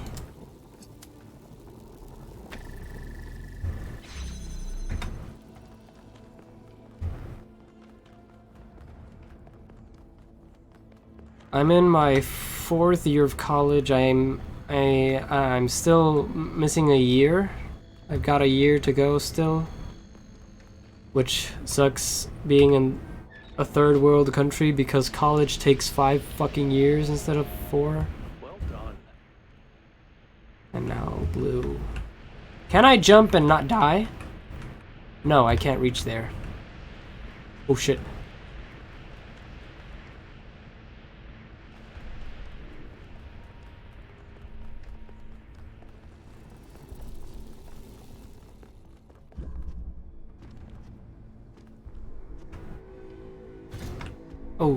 Oh, there's fall damage?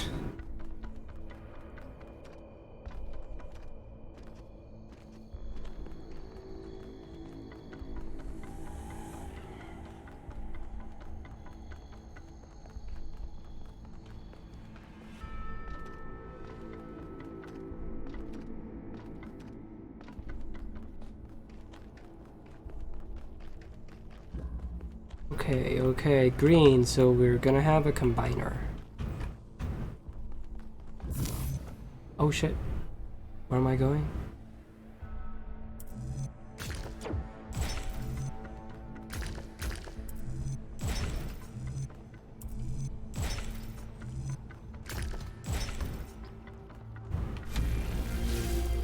Uh-huh. Interesting. Yeah, go ahead. Just don't, I guess, don't make it weird, I guess. Okay, so if I put that one down there, and this one over here, then I can, yeah, no.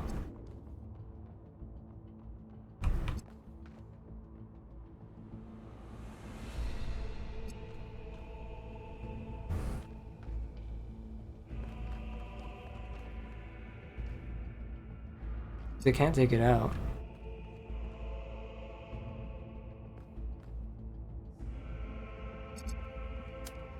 Just put it here.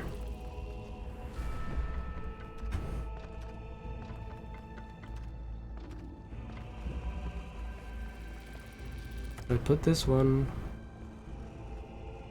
way over here. And I put this.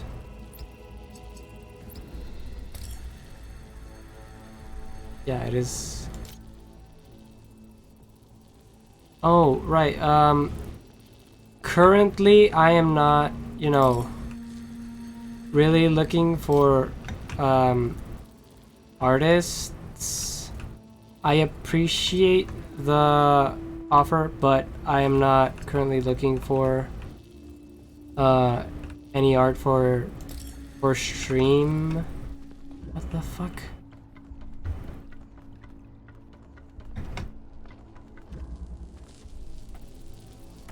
Where the fuck am I? Oh.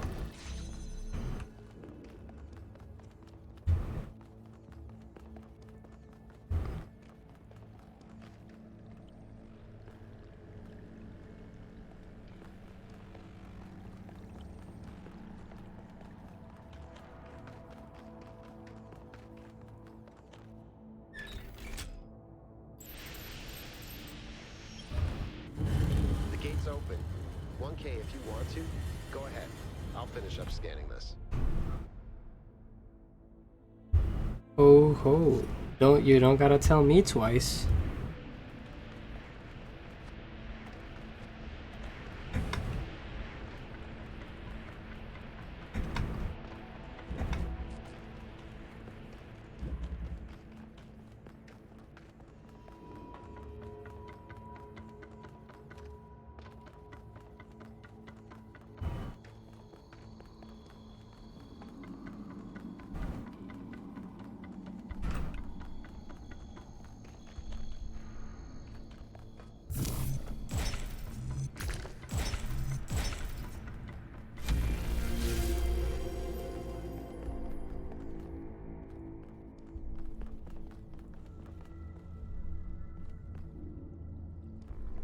What is this place?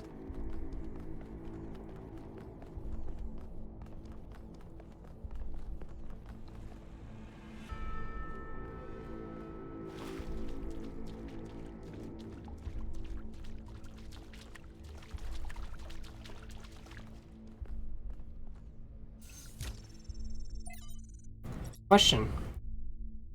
I was doing some reading while the last trial was running, and I came across something I don't understand. There are a lot of references to ancient humans feeling that science is boring. To me, everything we're studying is mind-bendingly incredible.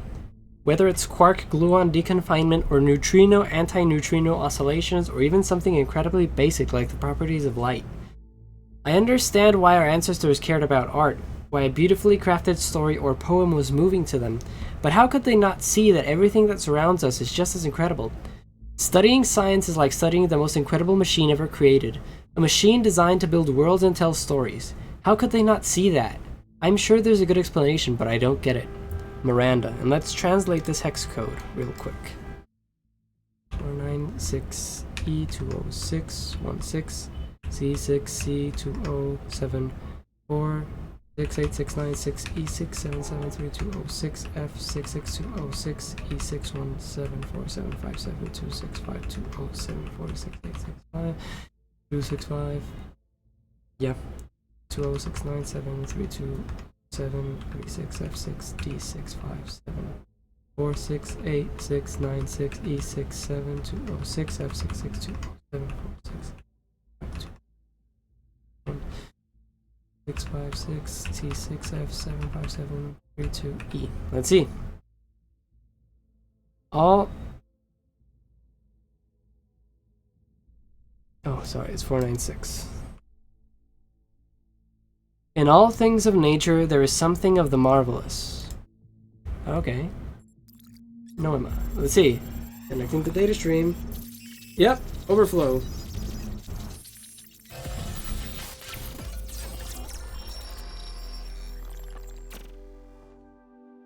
Mother, what are you thinking about, Mother? The Talos Principle. You see, it has two applications. One is to the self. It means facing the truth even if it frightens us. Understanding that living beings are machines and we can't afford to lie to ourselves. But that's just the beginning. The second application is to the world. This one seems easier at first. It's less difficult to understand that the universe is a machine, governed by laws. So we and the universe are the same? No, and that's the crucial part. We are conscious. Consciousness is rare, unlikely, but it's also the foundation of everything else. Without us, there can be no meaning. Without someone to perceive it, the beauty of the universe is pointless. But that shouldn't make us arrogant. No, in fact, it means we carry a tremendous responsibility. We are the light of the cosmos, and if we go out, there will be nothing but a cold, dark machine. Damn. The human form divine. Not interested? No, not at the moment, sorry. Athena? The founder was here? She could still be here. What if this is why she left, to build all this? We have to look for her. I'm reading some pretty big energy spikes. I think we better scramble. But she could be right here, right behind the next door. I could turn around a corner and walk right into her. If she's really here, she'll still be here when we come back. But right now, safety needs to come first. Let's go, Byron. You're... Oh. Damn you, but you're right. Heading back. Damn, this is gonna be a long run.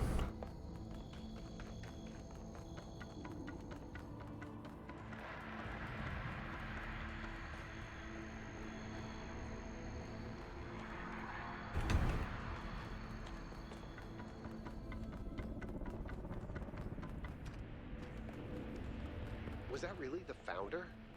I think so. It was her. For years, I've wondered what happened to her, why she left, where she went, why she didn't tell me. If the answers are here, I promise you we'll find them. We just have to be careful. Follow protocol. I still can't believe the founder built this place. Has she been here the whole time? We don't know that she actually built it. All we know for sure is that she was here at some point. Of course she built this. Who else would have the kind of vision necessary to accomplish something like this? The question is why? And why like this? Why recreate all these aspects of the simulation? What is she trying to tell us? It does seem like it might be a test. I can't imagine any other explanation. But why is it so broken? Or does it just appear to be broken so that we have to learn how to fix it? I hate this. Well, I know one thing for sure. Everyone in New Jerusalem is gonna go absolutely nuts. What's in here? Rust. How dull it is to pause to make an end, to rust unburnished, not to shine in use, as though to breathe were life, life piled on life. Were all too little, and of one to me, little remains. But every hour is saved from that eternal silence, something more, a bringer of new things, and violet were. For some 3 suns to store and hoard myself, and this grey spirit yearning and desire, to follow knowledge like a sinking star, beyond the utmost bound of human thought.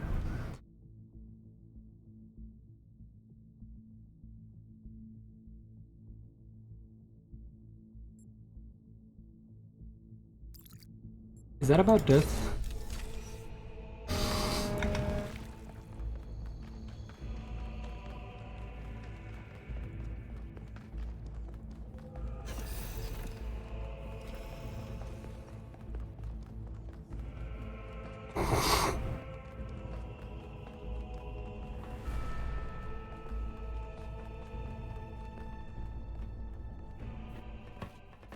All right, take us back to base camp, Yakut. Yes, sir.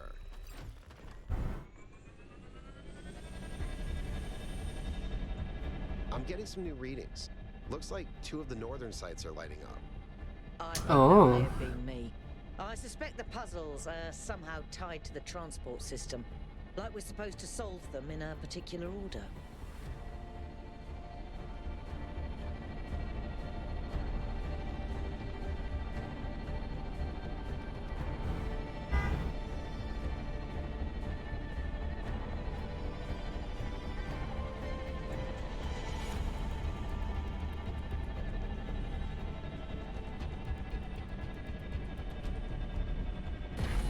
All right, everyone. Our main objective is getting back into the megastructure. 1K, I want you on puzzles. You seem to have a knack for them. But the rest of us can't neglect our secondary objectives of studying this island and understanding this technology. Alright, what's in here? From the degree to which vegetation seems to have spread, I would guess the megastructure has been abandoned for a while, although the combination of moisture and heat does create an ideal environment for plant growth. What makes it harder to be sure is that some plants have clearly been placed for decorative purposes, so a lot of what we're seeing may have spread from there rather than coming from the outside. It's surprisingly beautiful, but also kind of creepy. Desolate Island. Flooded Valley.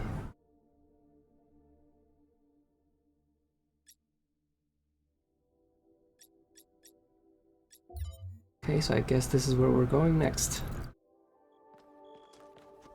But that'll be next time.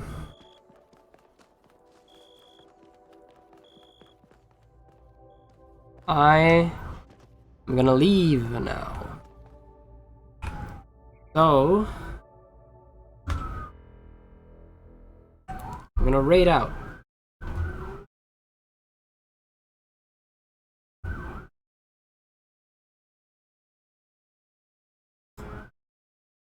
Let's see who's live. Who can we raid? How about we go for... Let's see who's playing Talos actually. Who out here is Talosing the Principle?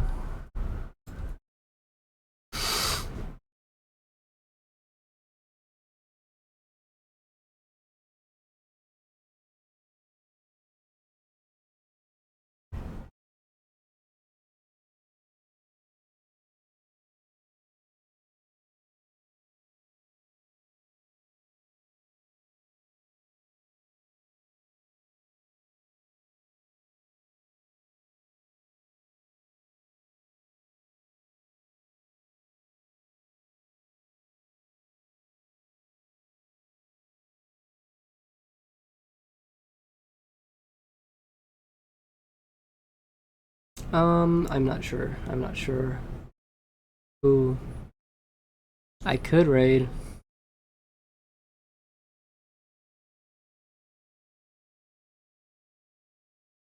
Let's go for an Andre, you know, a classic.